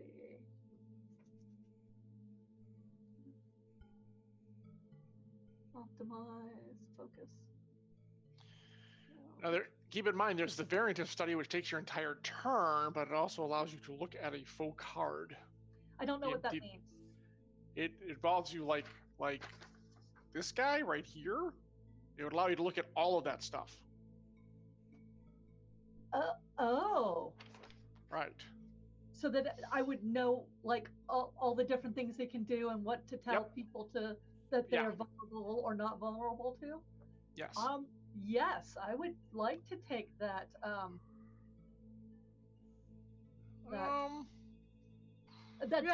allow it. I'll allow it. That's fine. I don't use it very often, but when we run up against something we really, really don't have any idea what it is. So yes, so study, variant, make a skill check. If I succeed, I can look at one foe's faux card. Yeah, I'm gonna have to figure out how that works. I can't. Well, I mean, the faux card, I guess you'd. Well, the best way is you just mute us. Like, we'll take our headsets off and you can tell her, and then just tell us when you want to put it back on. You know what I mean? So everyone on stream can hear it, and then we won't hear it, and then Savoy has to basically figure out how to tell us. Oh yeah, and how fast that'd be fun. Screaming. I think it'll be like I actually will do just what I did in the camera, where she'll get like 15 seconds to look at it, or 15 to 20 seconds, and she gets just remember everything she can out of it, and that's it. I think that's how that's going to work. Well, that's not screen grab. Well, yeah, maybe like we'll mute our audio, but the people on stream can obviously hear you guys talk, and then you just you have like 15 seconds to explain to her the character and their abilities, and then she has to decide. She has to write it all down, trying to remember it, and then yeah. We'll see if it works, and if it turns out it doesn't work, I'll do something else. Yeah, we'll figure it out. Either I can talk it through for a bit, or I can, like I said, just show her and she just jot down what she feels is the most important. At the very least, you'd get like their defense levels, you'd get like basic attacks, anything super special, like it's immune to X or target Y on this or something like that, or use magic instead of melee. Yeah. Except knowing you're not going to have us do anything that has to kill it with fire because we're very fire based. Well, it depends. Okay. I mean, if you on this Blood Rager thing, there's a very important default characteristic it has that would be very critical for the last combat you want to know. So, all right. So yeah, let's experiment with that and make sure. We'll see if it works, see how well it works, and go from there. Okay. Let's see, for weapons, I think you just use a sword, right? I have a sword, a light shield, a wand. I just picked up crossbow, and I have light armor. Okay, so sword, did you have a light shield, you automatically use one-handed, so yeah, it's a tier. So right now you'd be doing 2d6 plus toughness with a +2 accuracy. Actually, yeah. Yeah, because we're just doing tier 1 right now, that's correct. Yes. I corrected myself in my head.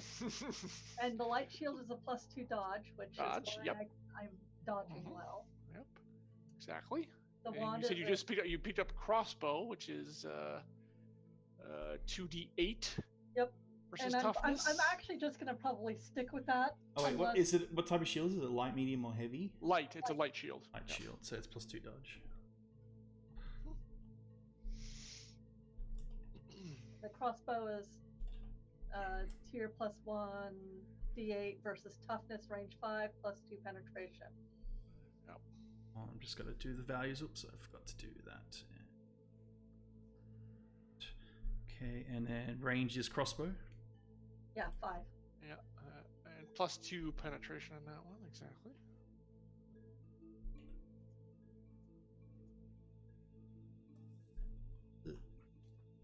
And then 2 penetration.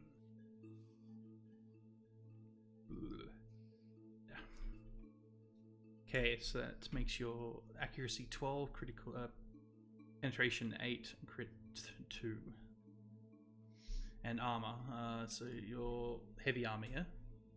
No, I'm light armor. Or light armor. The extra dodge. Yep. A Which plus. gives me Nice. that's why I tend to not get as hit, is because I'm moving very fast. Smart. I have fancy footwork. This, by the way, is Lilu. No, Lilu. Okay, done. All the kitties. All right. Okay. Let's see. So that's all that. Did you want to run through what things you had at tier 1, or does that really matter for your doesn't really skills? matter. I mean, Okay. I know what I want to have for Atlanta traits and class actions. And So we'll do that learned. last. We'll just go through Yeah, the well, yeah, abilities exactly. last. All right, so let's go back to let's bump you up to tier 2. Okay. All right. right. So Scroll all the way back to the top. yeah, so page 7 again. So plus 10 hit points off the bat, and then your +2 to 1 skill or +1 to 2 skills. I'm gonna do +2 to insight. Okay. Okay, so it gives you 33 health at tier 2, and without doing the rest of it now, and 16 insight. So now we do aspects. That gives me 16 insight? Yep. Yeah, because insight from your occupation class was already maxed out. Actually, back up. Yep. This may actually answer a question. Could I have actually decided to up my toughness instead of? Only if you take your defensive table somewhere there. The points only work for skills, not. Okay, so it is just skills. Yeah. Right. Yeah. Yeah. Oh, and you were saying, okay. So I also had less insight than I thought I did. Or I should have. All right, so 16 insight. Awesome. Okay, now the aspects at tier 2. What are you going to pick? Or Indeed. offensive tier 2.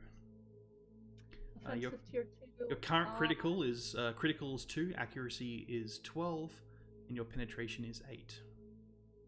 I should probably up my penetration, right? Wouldn't hurt. Yeah, let's get up to a 10 would be not bad. It's 50-50 shot then.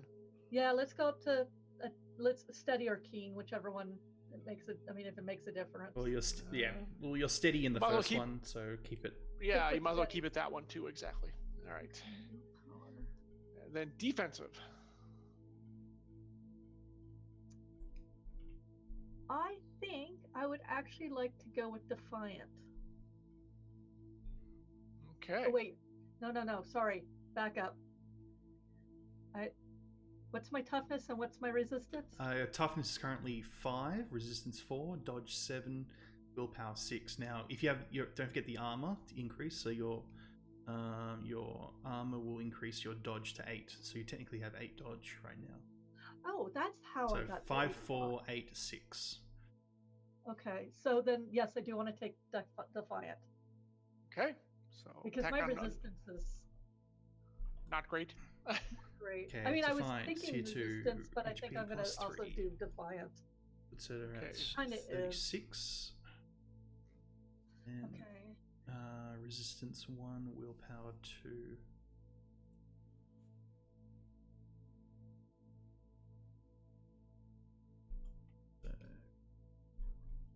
That gives you 5 toughness, 5 resistance. That's 8 dodge now. 8 dodge. Okay. And 8 willpower. Okay. And then the utility. do I want two HP or do I want to move 6 squares? Well, it's actually shift actions. Tier 2 is Oh. only +1 square to shift actions only. Does that mean I can shift 2 squares? Correct. For a fast action. Mm-hmm. I actually like that idea. Everyone's getting swift up in here. All right. You know what? I think I'm going to go with Swift. Okay. I think I like Swift. Ready? Okay, so that takes care of your tier 2 basically. Okay. So Okay, let then me we'll just- go back to tier 3, new Hold stuff. on, So let me just another. Oh, Just quickly sure. update the equipment stuff. So that makes that 3d6. Oh yeah. 3d8. Right.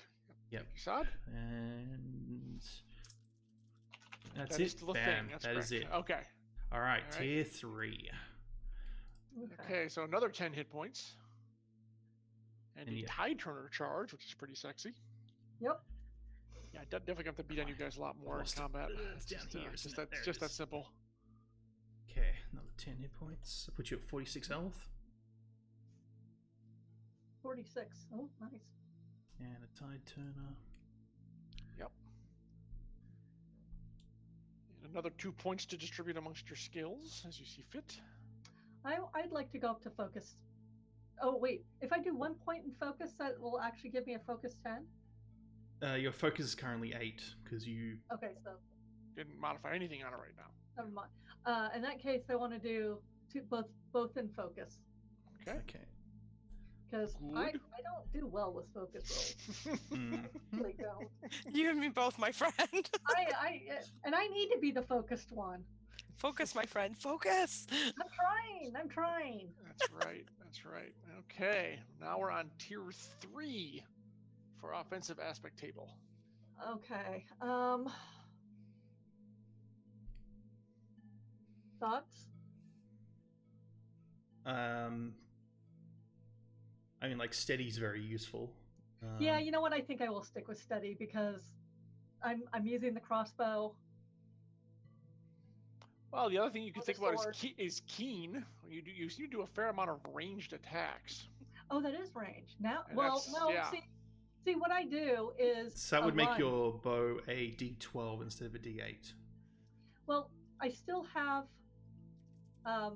sweeping strike, which is a melee weapon, range +1, which is Is it classified as a ranged? Does it say? It's still It's she said melee. It's still Yeah. melee. It's still a it melee. ranges melee weapon range +1. Yeah, but it doesn't get the bonus from that ability. From Correct. No, You'd But have to I you'd am have to gonna- get vicious instead for that. vicious. Oh, let's see what was vicious. That's true.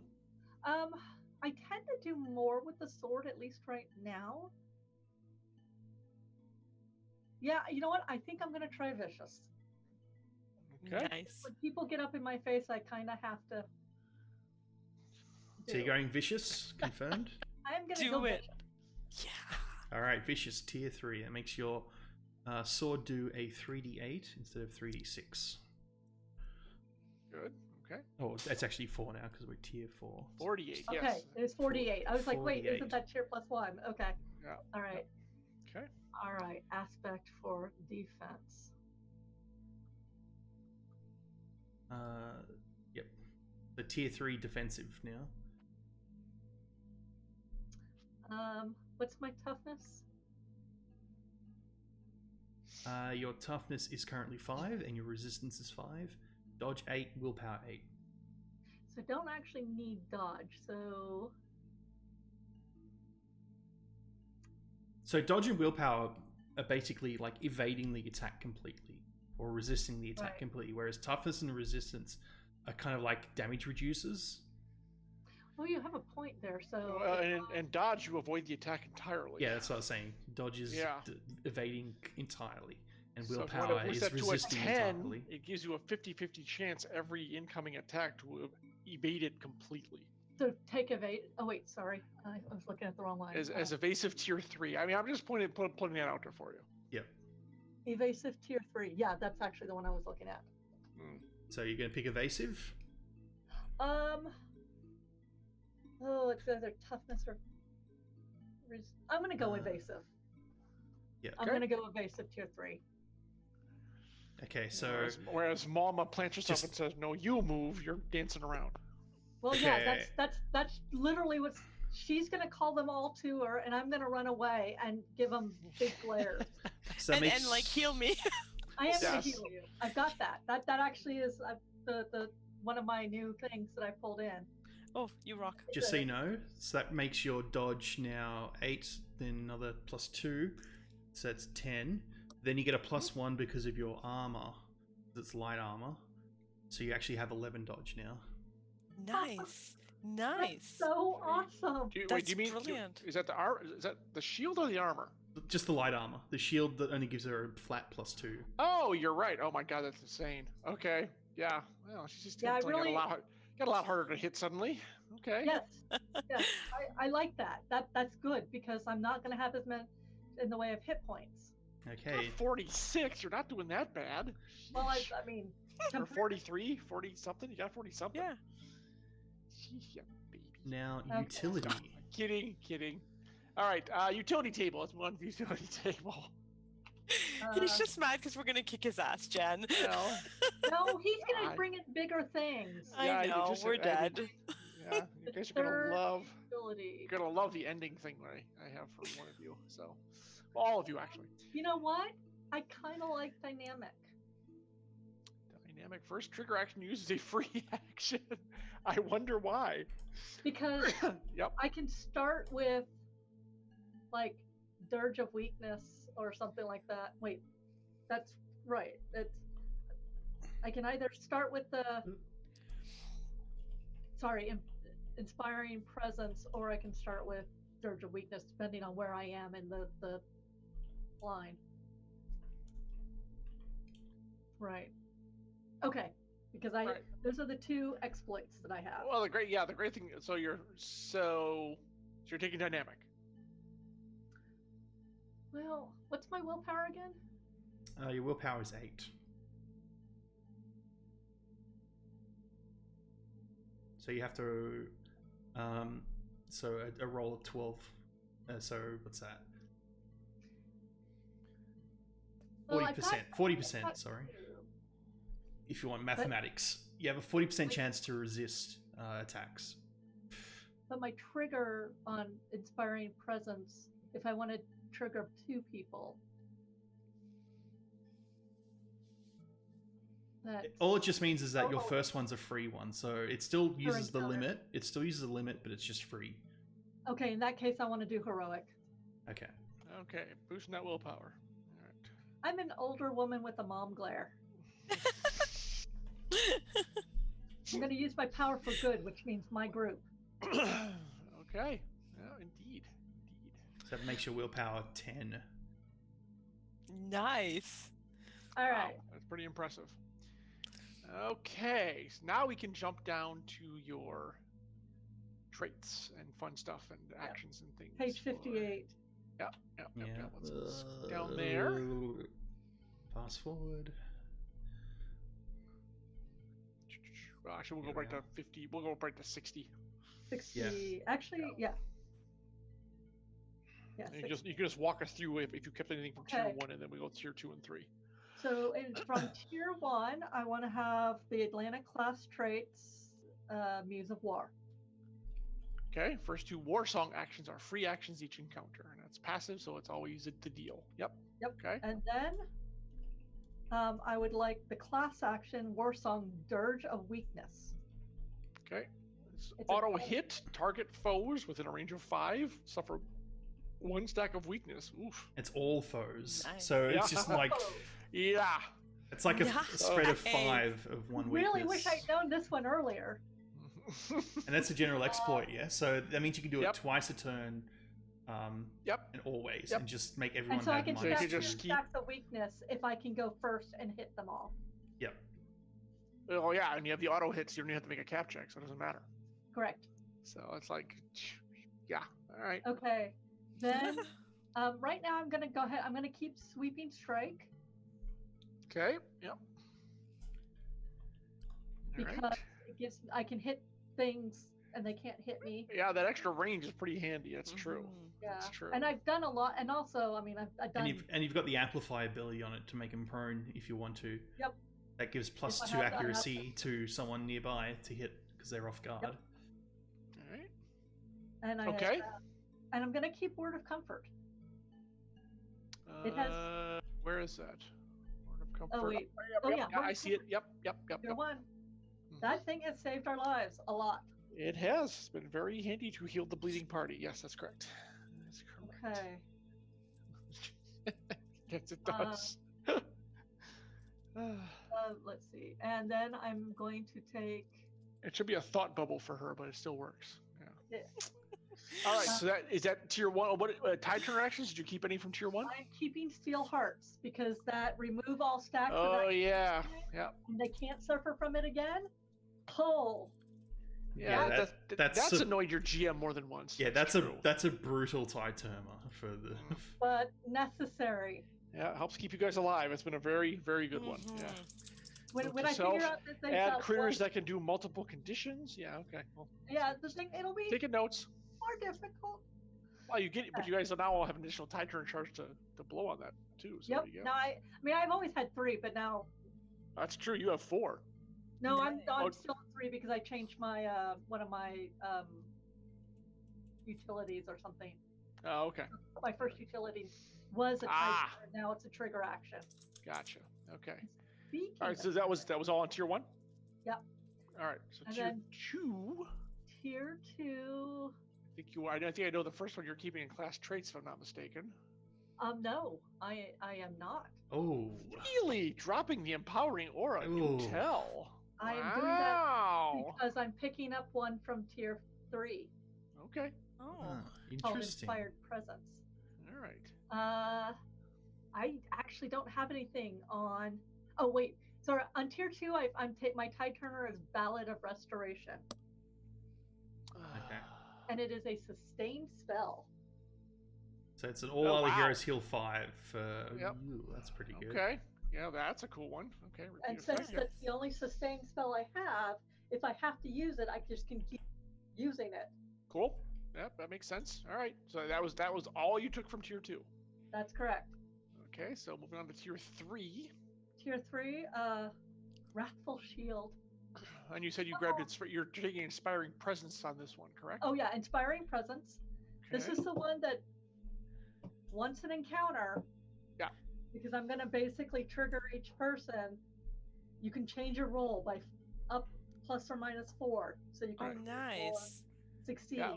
Once per hero per encounter, and it's a free thing, and it's a range of 5. You just have to keep Yep. that in mind. Yeah.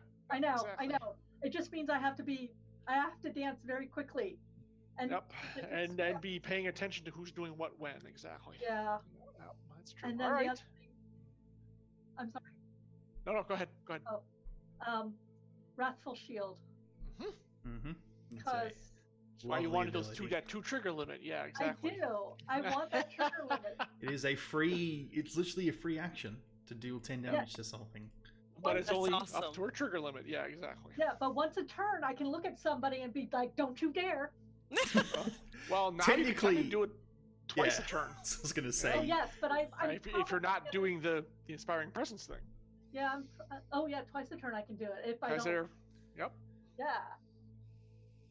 Because if I do it at the end of a turn, the next time they do, Oh, it is 5.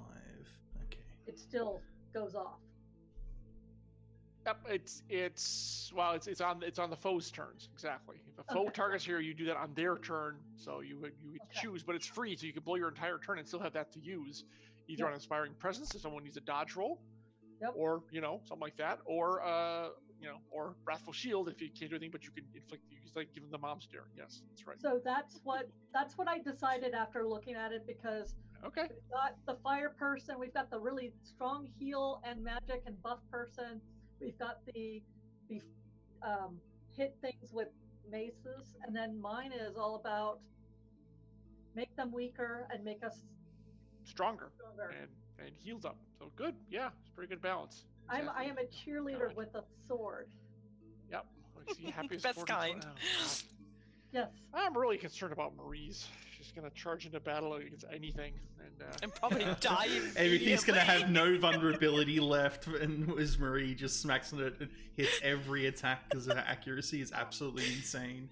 I insane. just worry Yeah. that he's gonna get these veterans that's gonna go after Malma, and then one of them is gonna slip through and hit one of us, and it's one shot, one kill. Yeah, and anything that hits Malma takes 10 damage. It's just Well, yeah, there is that. Well, no, actually, more likely, if someone's going after you, Laureate, or going after Everest, because he is a glass cannon. It's my point at him, indeed. don't you dare, and they take damage for going after one of you guys. Mm-hmm. Have to look up things with lots of like leaping abilities and things. Yeah. Yeah. Maybe teleport or something. We'll figure that out. So I think But Yeah. Let's start go look at the veteran class for sure. So. I don't think you Yeah. need to. I think you're just fish people. It's just fish people. Just a lot of fish people. Fish so the what did you elements. finally end up with? So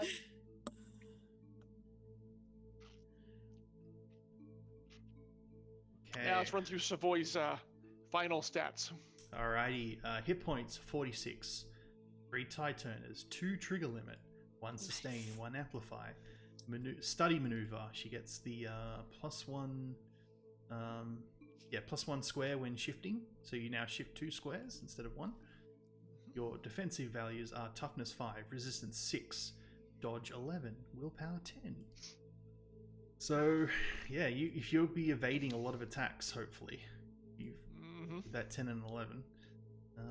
Just for the what's my toughness?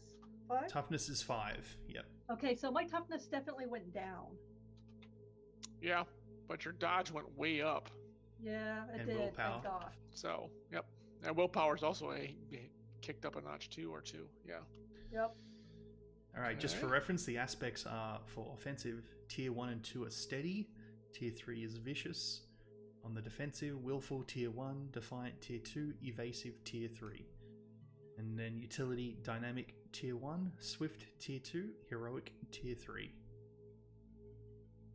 And for Okay. skills, athletics 8, endurance 8, acrobatics 8, sleight of hand 8, stealth 8, insight 16, knowledge 12, mend 8, fast talk 12, focus 10, leadership 12.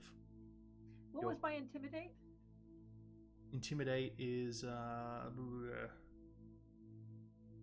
don't know. I don't think you have that on here. Did I not? I forgot. Okay.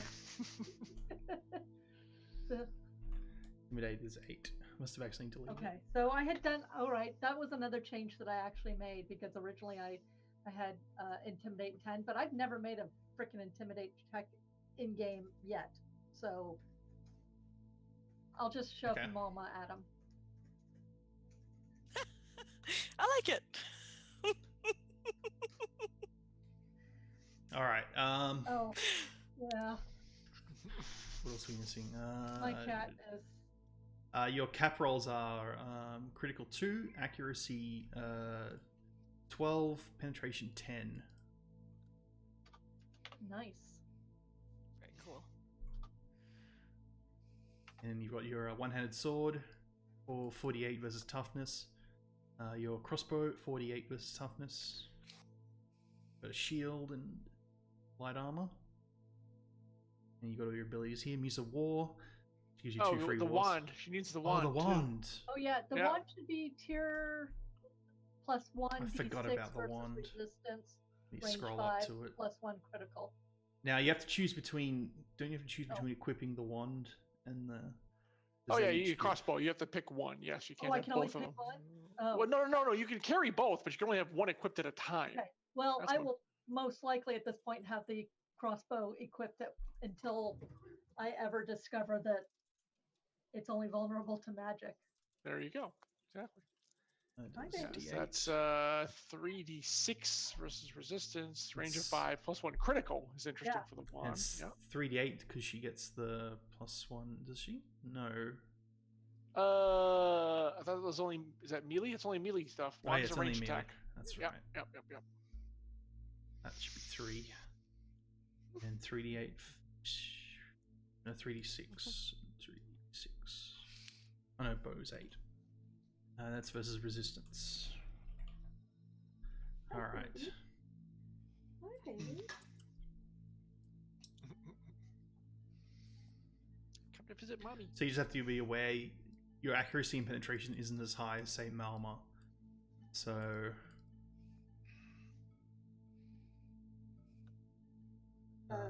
yeah. I've lost facade.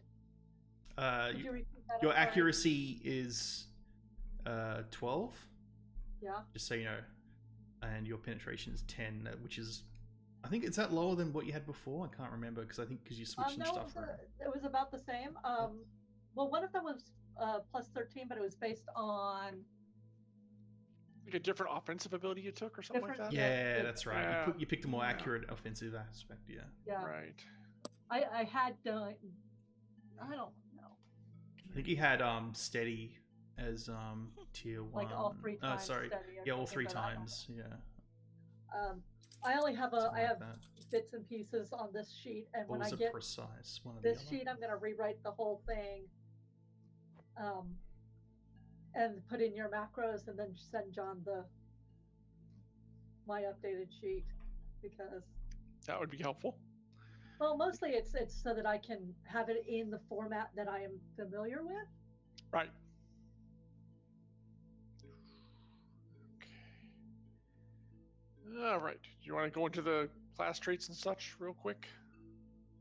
Class traits for what? Your character. If Saad's going to read those off as to what you can do, kind of stuff. Oh, right. The powerful. Sorry, not powerful. That's the wrong one. I've got I've got so many notepads with like different things. Okay. So Muse of War, which gives you 2 free war songs. Then you have the war song Dirge Your Weakness. You have Sweeping Strike, Word of Comfort, Wrathful Shield, Inspiring Presence, and then your Titurners are Steel Hearts and Ballad of Restoration. Yep. Her mom glare. Ardenel is asking if it's hardcover yet, the book, John. It's out. They're all trade paperbacks, but it is available. Yes. Typically, you order from the website is the best way to put it. Or I don't know, Arundel. I don't know what area you're in. If you have a convention, you could possibly find them at. It depends on where you're located. If you're, I'm not sure where you are, Arundel. Hang on a second. Let me get back over there. Maine. You're in Rural Maine. Yeah, ordering probably from the website. Although, I mean, I hate to do it because they're in Canada, so the shipping is going to be a little bit more pricey. I'm sorry to say, but yeah, if you want to pick up the book, it's going to be the best way probably for you to do it, because I don't think Nomnivore gets up to Maine all too often, unfortunately. So I wish I had better news for you on that one. But yes, it is printed. It's published. The whole 9 yards. You can get the book. The good news is I think it costs Canadian dollars, so it doesn't cost as much as US. You get the break on that from doing the translation, so probably won't be that too bad. Yeah, sorry. All right. Okay, moving on to Laureate. I'm just gonna clear everything. Give me a moment. Actually, these are all different classes. It's very interesting to see the approaches people have been taking to making your characters. That's been, I think, useful. Yeah, I like it. Yeah, it's fun. Character building is always fun. Castle I love Rock, character that's building. hilarious. I love Castle Rock. Also, there's a Castle Rock on the coast of Oregon. That's really nice. Funny. It's actually really close to Lincoln City. I guess where you guys stole Portland as well, so, or borrowed it or whatever. There's Bangor, Maine, and Bangor, Washington, and they're both seaports. Yep. It's almost 70. Okay, that's a lot warmer than we had. We got up to like 45. Tomorrow expects to be 32. Yeah, just your usual 34-degree swing there. Oh, hey, Mrs. Dunsale. Good to see you here. And again, real quick, while Saad gets his notepad ready, thanks everyone for watching. It's a little bit of a different stream tonight, as the characters just recently hit tier 3 in Emberwind, so we've been going through and kind of polishing up the characters, making sure everything works, retooling some bits. So some people are doing obscene amounts of damage now. Others are strengthening the party. Yeah, she doesn't even need heavy grip anymore. She's automatically got it now. Heavy grip, heavy schmip, whatever, exactly.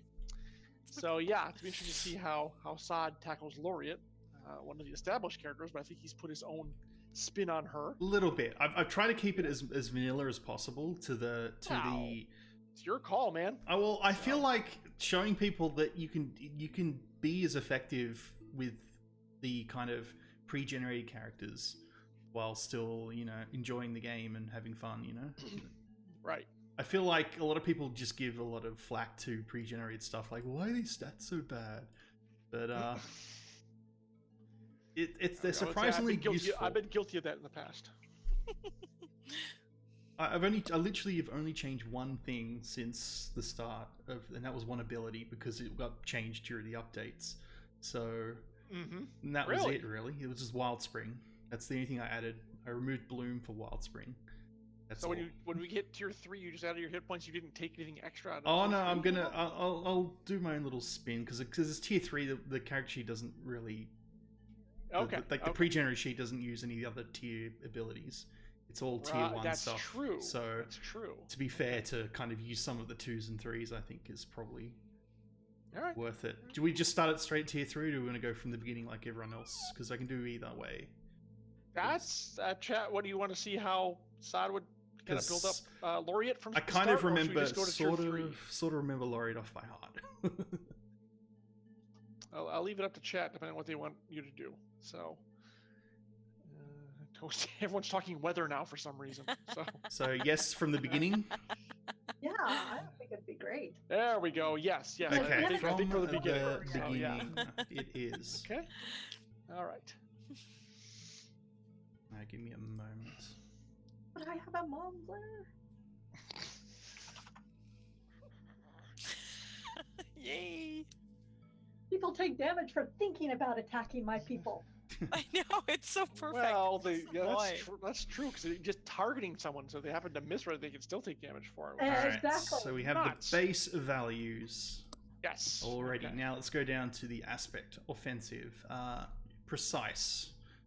Laureate is very precise with her attack. She needs to be able to hit. So precise is her tier 1. Okay. She gets +2 to accuracy. And then in the defensive, she gets evasive. Okay. Also likes to avoid damage if possible. Yes, that's the thing with Laureate. Let me That's a good idea. Evasive gives you +1 hit points. That gives you 1 resistance and 2 dodge. And then on the utility side, it's actually focused, which gives me a +1 to my sustain limits. I can sustain more we love abilities. Your sustain spells. They are very useful indeed. And scrolling down to the abilities, I believe I'm trying to remember what Laureate is. I think she's like an archivist. It's knowledge, insight, engineer. That's it. Knowledge, insight, mend, and focus. That makes sense for her. Just double check. No, it's a little bit different. They replaced was insight with stealth. That was the only difference between it. It was engineer but with stealth, which is kind of weird, and I like the idea of it because she's a very light-footed person. Okay, that's all good. She does tend to slip away. From her party mates, from other people. Yeah, that's true. That's true. So let's do knowledge. Slippery druid, that 4. Laureate. Exactly. Sorry, +6.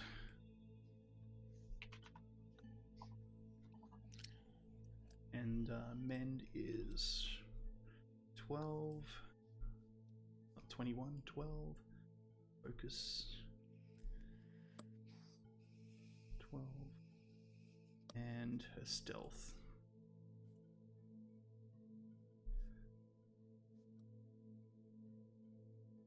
Oh wait, sorry, no, it's not. What am I doing? It's +4 and plus. No, +6 and +4. No, I'm right. Sorry, I'm thinking too far ahead. Alright, and her ability, she likes Tumble. Tumble is very, very useful. She's not going to change from Tumble. I was very, very tempted to get Focus for some point, for being able to do extra healing, but I'm going to keep with tumble for now. I found Okay. it. I feel like if I get stuck, at least I can evade, move through That's true. 'Cause party it gives you the members ability to move through the bad guys. Exactly. and the party members as well. So, scrolling down to equipment, she has a staff. So let's go down to equipment screen. So only melee weapon is her staff. And that's is it 2d8 versus resistance? Now that's unique because only the scepter and the staff do resistance damage on the melee side. Yep, that's correct. And she gets the ability an extra +2 accuracy. That puts her accuracy down to 14, and then +2 penetration. Steph, I thought they might have given you a little bit more reach, but apparently no. No. That's just it. Yeah. But I also get a sweet ability where my first spell each encounter is a fast action. That's cool.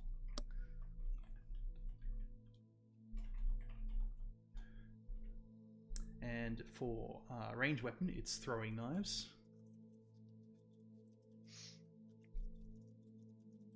I don't think I've ever seen you throw a knife. I've done like 2 ever, and they're a sneaky thing to It's been do. a couple times. Yeah. Yep.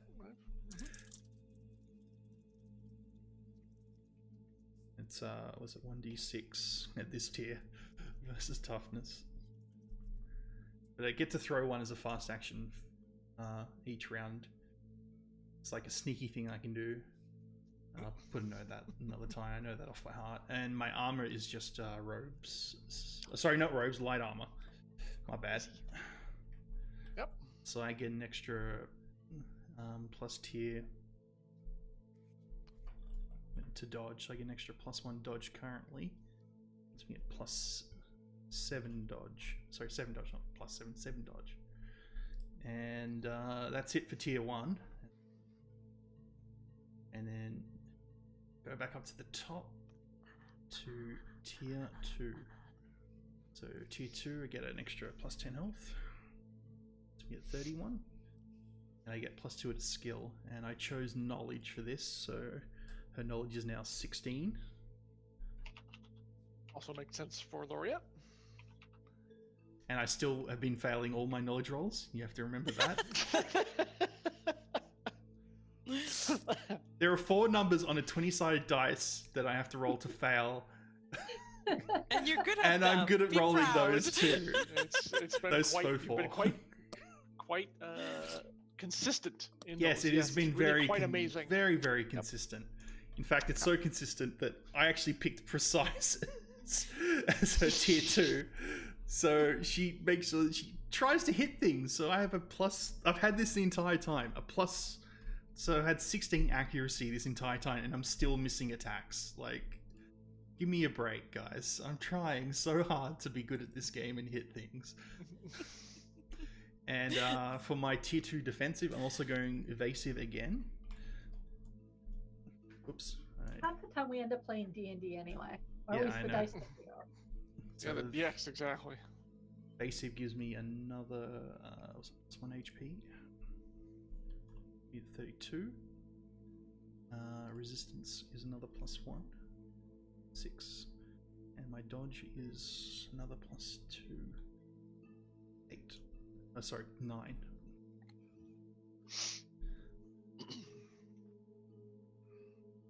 And continuing down, I picked I just kept with the focus line for tier 2 because I want more health.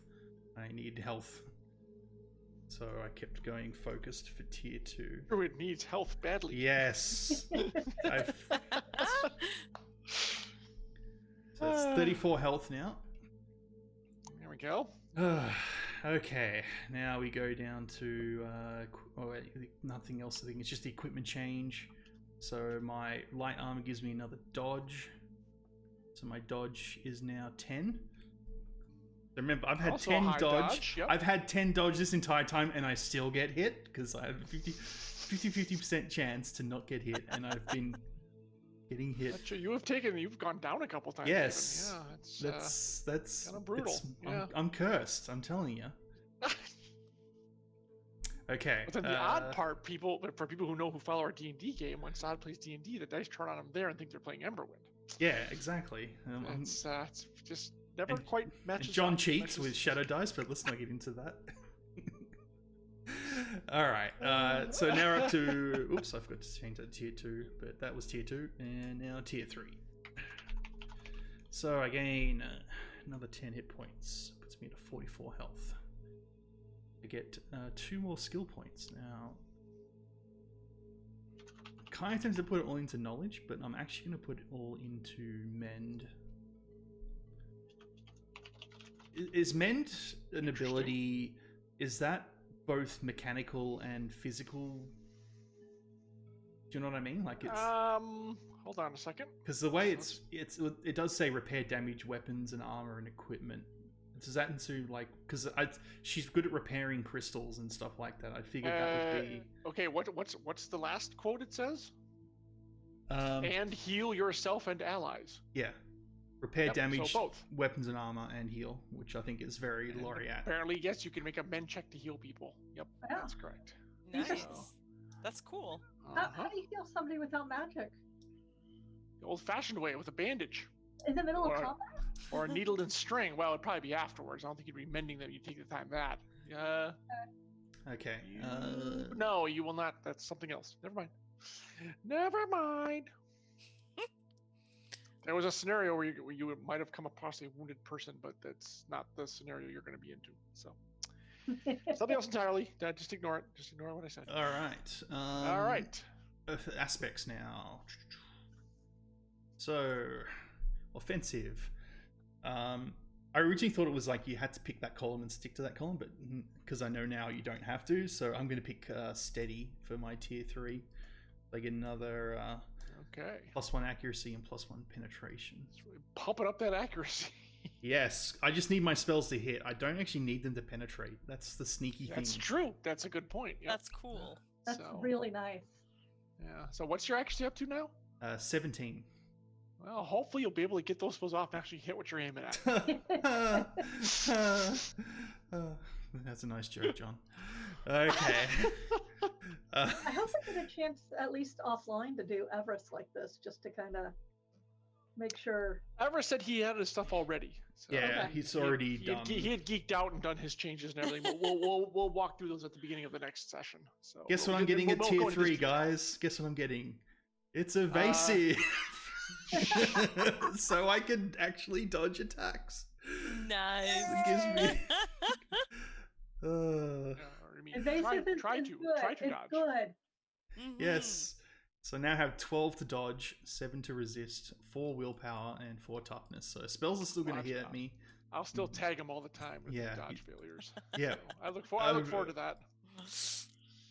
And my aspect table for utility is going to be focused again. Ooh, so my first sustain action is a free action. Oh, nice. Oh my god, dude! Like sustaining like crazy. This is good. It's I very didn't good. say it was a problem, but we have a I've asked about your question you sent me, Sad, but Derek is kind of out for personal things. I assume that we have a person who's going through it, and hopefully they'll get to do it sooner rather than later. Yeah, because I don't have a solid answer for you on that. Yeah, I feel like the way that he's done it, it just all stacks on top, and then you just basically, if it's able to use that one, you can just remove that one. Like you have a choice. That's what I'm thinking too. So it'd be free, fast, and you just kind of check down the list basically. Yeah. So. Yeah, until they're all gone. Do some clarity, right? Until they're all gone. That's probably how we're gonna run it until I get some clarity. But that's that's my guess. If I had to make a rough guess, that's how I would run it. But so I'm working off that. If not, I'd probably just get the +2 willpower as well. No, I think that seems reasonable as to how to run it. Otherwise, you want to be able to take advantage of those things. Exactly. All right. And it's still free, fast. So you get 2 or 3 sustains off for however you want to do it. So okay, equipment. My staff goes to we're tier 3, so it's 4d8 tier +1. Yep, and my ranged is a knife, which is 3d6, and I get another extra dodge. So my dodge is actually 13 now. Just thought I'd let you know. Wow, nice. Brilliant. Again, I look forward to him missing his dodge still. Mhm. Yes. Because it's Look at all those bonuses to dodge. I have a 4 plus 2 plus 1 plus 2 plus 1 plus 2 plus 1 to dodge. John, can you just please understand this? Yeah, I look forward to you rolling 16s, 17s, and 18s every time you dodge. Yeah. All right.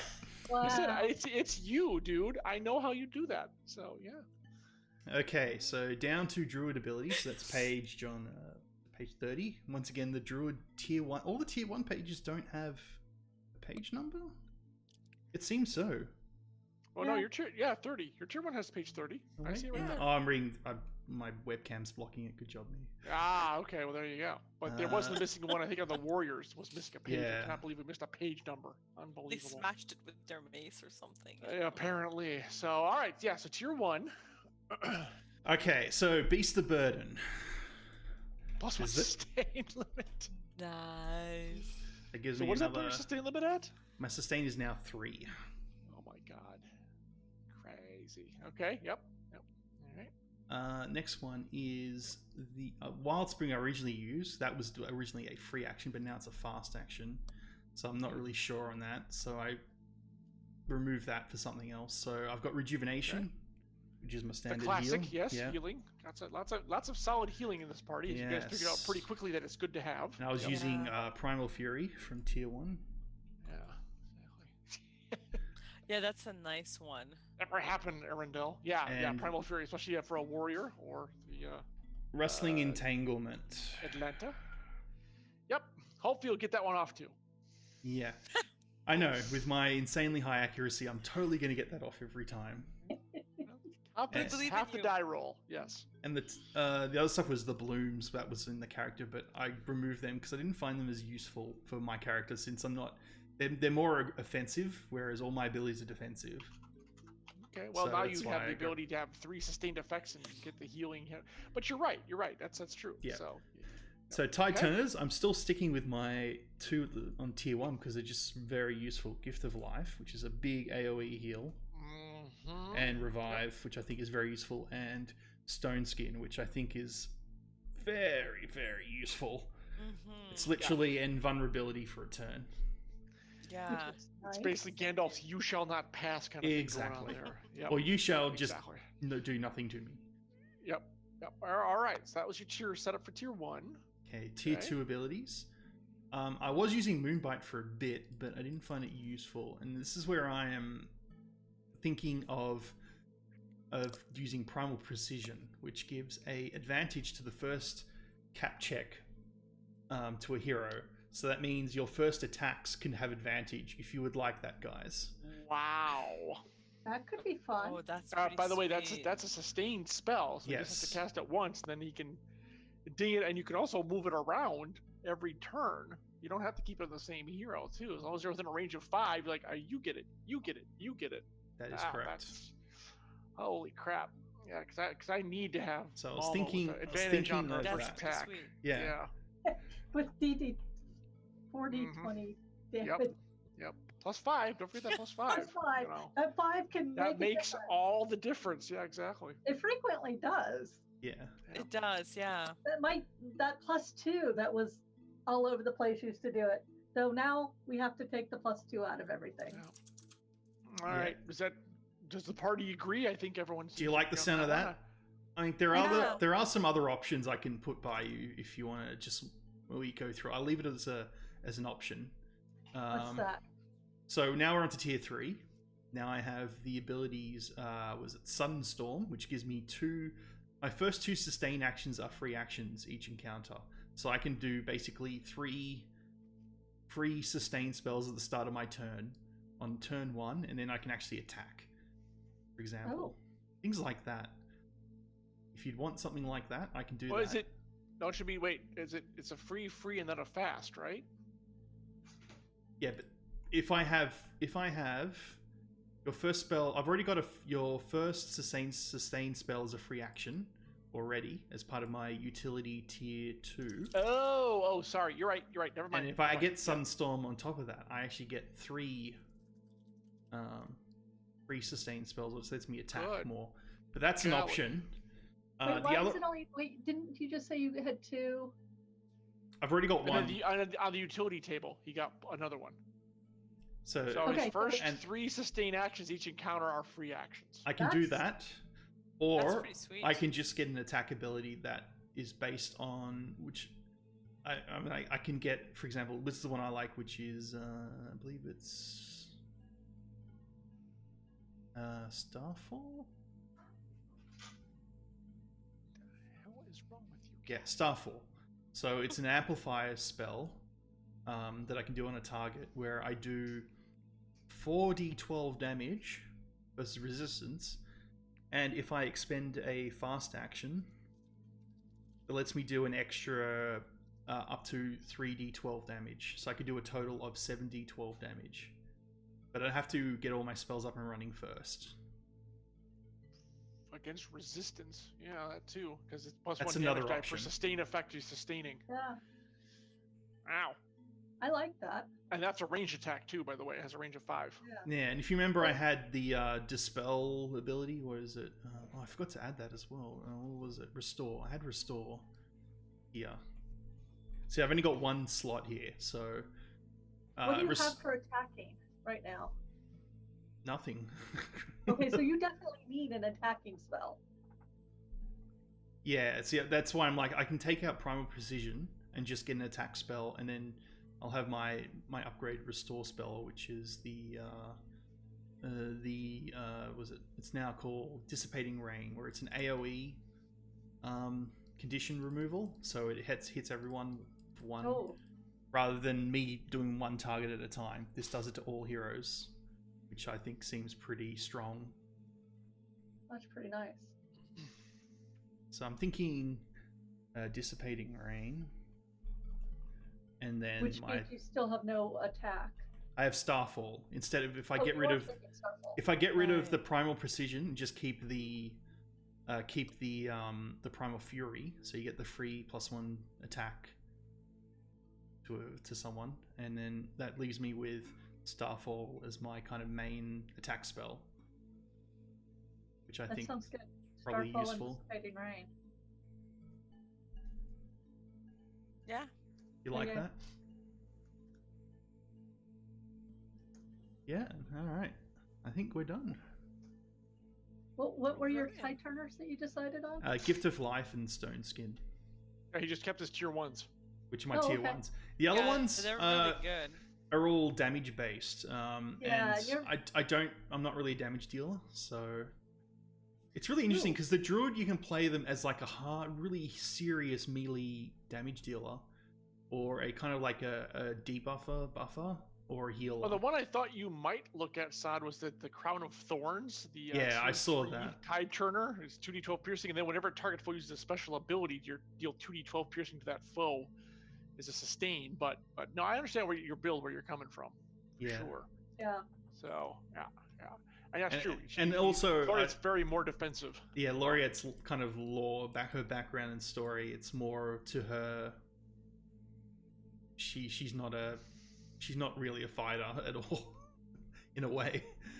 Yeah, if she's fighting something who's gone horribly, horribly wrong, is pretty much the case. Yeah. Yeah, exactly. Yeah, but it's always still good if she has at least 1 spell. But And that's Oh yeah, absolutely. yeah, that's my most powerful single target spell, because it amplifies based on my sustain, so I can make it really, really strong. The other option is I can use like a general one, which just targets multiple targets for, is it 3d8? 3d8 versus 4d12 against a single target. I still think the single target's probably better. Right. I'm gonna stick with that then. All the other ones are also like you have to sustain a spell on a foe to deal damage to them and deals vulnerability. There's a melee one which does if I hit them with my staff, I can do an extra melee weapon damage +9 and then expend a fast action to do an extra 18 on top of that, which would be a pretty strong single hit, but you have to be right next to them. That's the problem. Yeah. It's not a laureate thing. No, it's not. Oh, I like the way that you play Laureate because she's she's got some unexpected depths to her. That's Yeah, that's she does- kind of that's what I read when I read her bio from the pre-generated characters and all that. That there's a lot of I still secrets want to to take her. her out and shake her. Yeah, I know you still want to kind of Yes. strangle her. You know, Well, I'm- she's been getting in touch with her impulsive side recently, which is very Yeah, well- interesting. Well, Oh, hello. yes. We should also say Daddy Warbucks. Thanks for the raid of 4. Yes, thank you welcome. very much. The party of 4. Welcome to this is Emberwind with the Ember Crew on Arvin Eleron's channel. Welcome. Thanks so much for stopping by. Yeah, it's been interesting seeing Laureate kind of get a little bit more, not as calm and collected as she was at the start of the campaign. It's been very interesting to see her not unravel, but more impatient and like basically tempestuous. I feel like I need to take her by the back of the neck and be like, no, stop it. Stop putting us in danger. Stop putting your family in danger. Yes, Trying- mom glare her. Yeah, the Trying mom to glare. arrest Ixis was hilarious at the ball. That was just a riot. So I bad. had clapper and irons. Like, yeah, really? Okay, sure. All right. So, like I said, I have a couple things to tick off with you guys before we draw this to a close. But this was good. I hope stream. I hope you enjoyed seeing them all go up to tier 3, and now I have to adjust my my abilities and powers and stuff like that. So, yeah, we were just running through, and we weren't really streaming this time for newcomers. We were taking the characters, leveling them up, and I wanted to run a little bit of a kind of a showcase as to how to make characters in Emberwind. So this is Emberwind is available at emberwindgames.com. This is the heroes manual you've been using to create your own characters in the world of Emberwind and the world of Axia.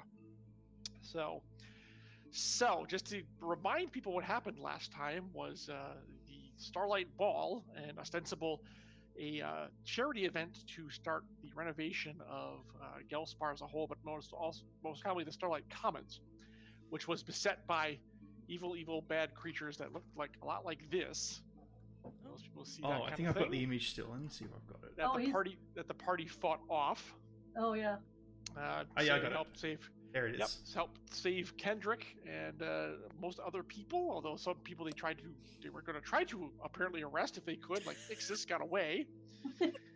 And as these creatures appeared seemingly out of nowhere, and as you guys come back from trying to chase Ixis down, you see Kendrick and his guards standing over the remains of one of these creatures, which has kind of turned into this bubbling mass of goo. But he has taken out a dagger and actually picks up a stained and bloody and torn garment. And all of you don't need any kind of check to see that it is actually a military order jerkin that these creatures apparently, or this one in particular, was a military order of Adriel officer that turned into this beast. And he looks at Admiral Ray and says, from what I can tell, I've had my people do a sweep. All of these things came from, I'm sorry to say, your people. And I'm afraid that's going to be a big problem once the nobles get a hold of this. So you, if I may, Admiral, you may want to suggest having a response ready for this, because this is going to cause you a lot of trouble at the Celestial Plateau. And she kind of looks at that and she's like, I cannot believe this is how. And everyone make me, I'm going to call it a focus roll real quick. Ooh. Oh, let me get my... That means I have to open up Roll20. Yeah, I'll just do a quick roll on Roll20, even though you guys can't see it on stream. Yeah, hold on. yeah. You don't need to worry about just, or get out a D20 if you have one, just make me a roll and I'll take your Do numbers. we It's count fine. our updates now? Yes, yes. Yeah, tier 3, it's all good. Yep. Awesome. It's not picking up. Oh, nice. Oh, well. Let's see, Emberwind. Come on, open. So was this a focus roll? Yeah. That's a focus roll. I made it. All right. Focus. Yep, I made what? it. I got a 7. So we have Mallow Okay. with a 5, Laureate with a 7. Apparently, my computer's decided it does not, in fact, like roll. Oh wait, there we go. 15 seconds. Sorry, Chad, I would show it to you. Oh, wait, I can show it to you if I do this. And then hide all of That's this. not all correct. But the focus Go is that hard. and that. It should Goes work. up again. Hey, there we go. There we go. Okay. And I rolled a 19. I am playing D&D. Well, two of the party members made it. That's all you really need. I mean, it wasn't really the two of you that made it, Laureate and Mama, reckoned this was Oren, Ah, the guy who was supposed to be your contact and everything, and the guy who helped save Brahms, etc., etc. so He this is the person apparently who didn't remember him. Oh. he didn't. Yeah. Well, he didn't. Yeah, right. He didn't remember what had happened after getting him out of there, and that was all he recalled afterwards. And as Brahms said, he thought he left his body burning in the street. So, holy crap. So yeah, that's something you'll probably need to know going forward. The second thing that happens is as you're all kind of standing around here, Mama, you feel kind of a tap on your shoulder.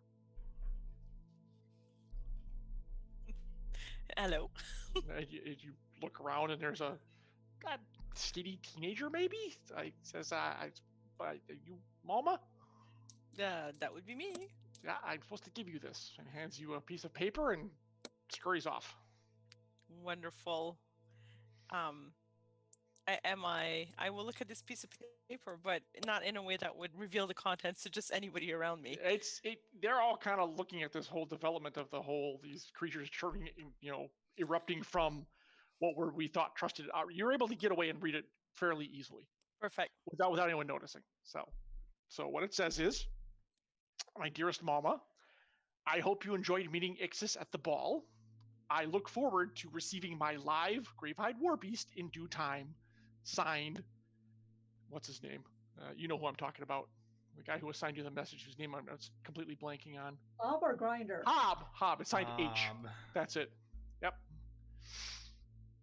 There's your message. So, yeah, there you go. That's all. Those are the two checkoff things I needed to do. So that's gonna bring the stream to an end tonight, folks.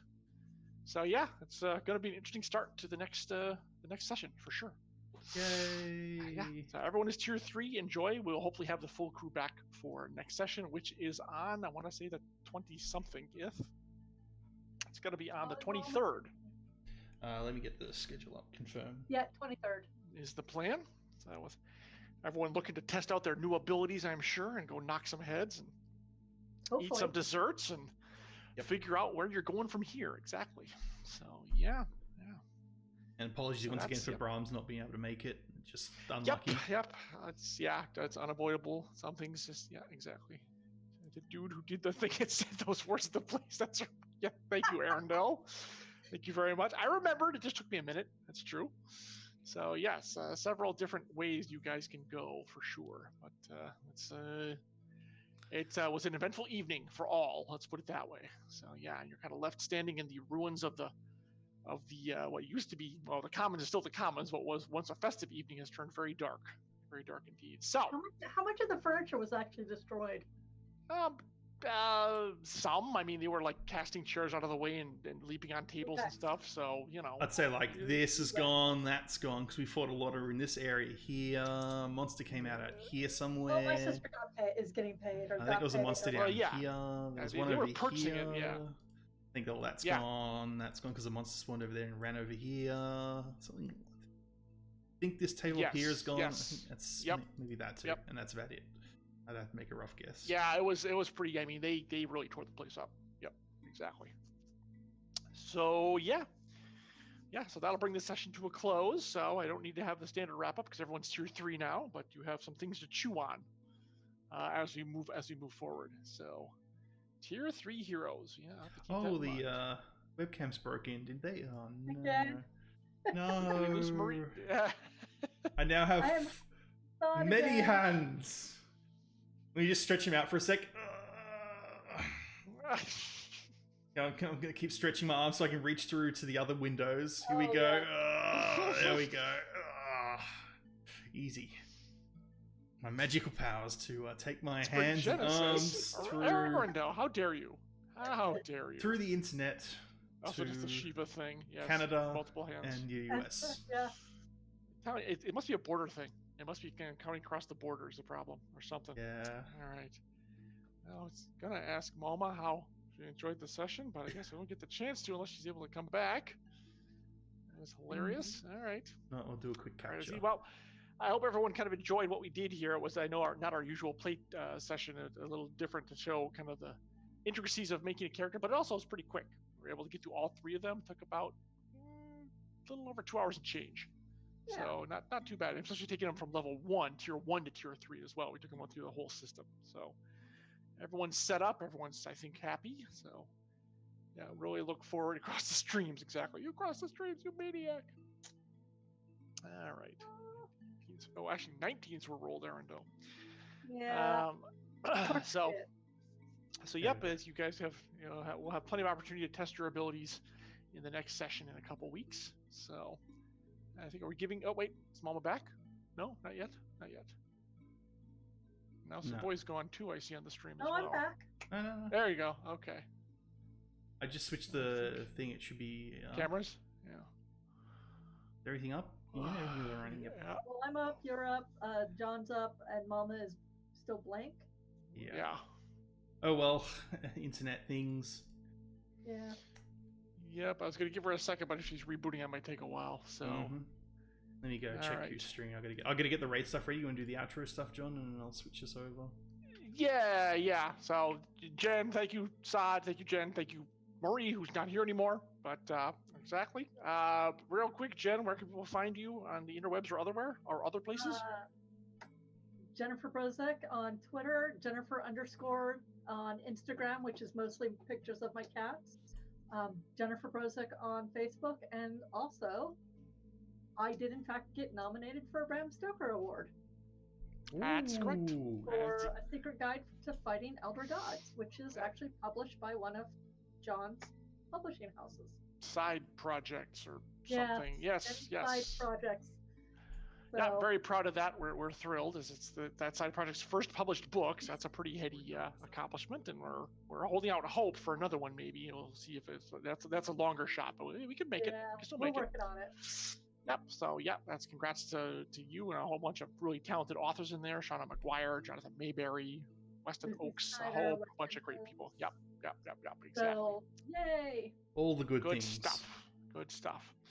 And Saad, how about yourself? Where can people find you? Obviously, here. I mean, like, we have Infinity and Beyond next week on Saturday. Yeah, that's correct. Saturday. I believe. No, this Saturday. No, it's actually technically this Saturday, so the 14th. Yep, and then that is correct. 21st for another Infinity and Beyond, and then 23rd for Emberwind. So yeah, you can see me there. You can also see me in my channel, twitch.tv/sod_, playing various games. I just recently did some RimWorld because there was a RimWorld patch DLC thing that came out, which is really fun. Sorry. Have you done the Hearts? Have you guys gotten the Hearts of Wulin back up and running? We don't. There's probably in a few months' time because Lowell he's busy with other stuff, and we're working on it. We want to get we'd love to get the plan is to hopefully, cross fingers, is to have like a 10 years in the future Hearts of Wulin from the previous characters. Jump. Yeah. Wow. So it'd be very interesting. Oh, it'd be very, very cool. Okay. Nifty. I don't know how far Battle Forward would go, but that's the plan. We may or may not do it. Hopefully, I love the time jump idea because you get to play the same characters, and I love my character, by Xiaofang, who was awesome. He just got hopefully killed. That will come to pass. He literally got killed. He nearly got killed by a teammate. That was lovely.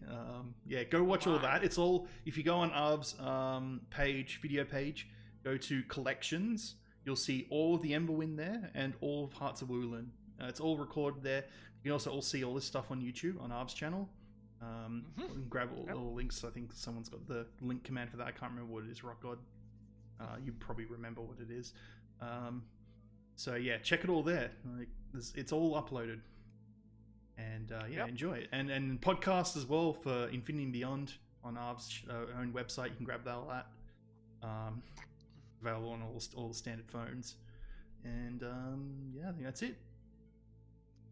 All right, folks, that's going to do it for us. On behalf of the Ember crew and myself, thanks so much for hanging out with us, and we are back to regular gameplay on the 23rd. Is that right? 23rd. 23rd. Yeah, 23rd. So, all right. From us to you, take care and good night. Bye, everybody.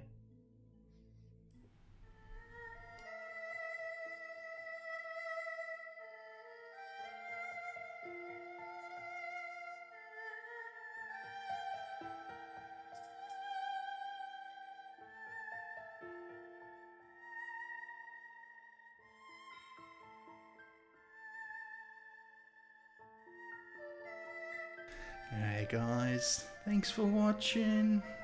We can do a proper Malma outro.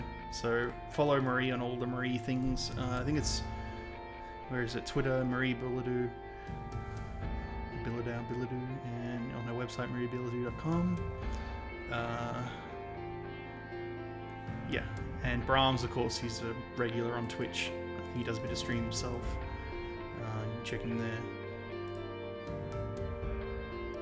And he's also got Twitter at Leppy83. Jennifer, obviously, Jennifer Rozak. I don't have a Twitter. John has a Twitter though. Rare Johnny Panda. And yeah, guys, thanks for watching. I hope you enjoyed it. It's a different stream. But yeah, Emberwind building characters. Super easy to do. You'd be surprised. And all the monsters have character cards, so you can basically, if for the DM, they just need the monster cards and they can just play off them. They don't even have to make characters. It's great. So yeah, host team. Who are we going to host? I believe I saw Gog streaming and Kilgore Trout was streaming on it. Yes. All right, we're going to host Kilgore Trout. He's currently playing Wolfenstein: The New Order, which is a great Wolfenstein shooter. And give him a big hello. He's an awesome person.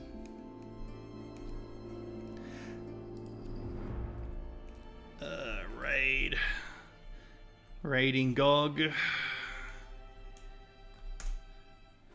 There we go. Okay, guys. Thank you all for watching. Hope you enjoyed it. Back to normal Emberwind next time. IB. I mean, what else is there? Lord of the Rings. There's so much to do. So much happening. Guys, Slayers.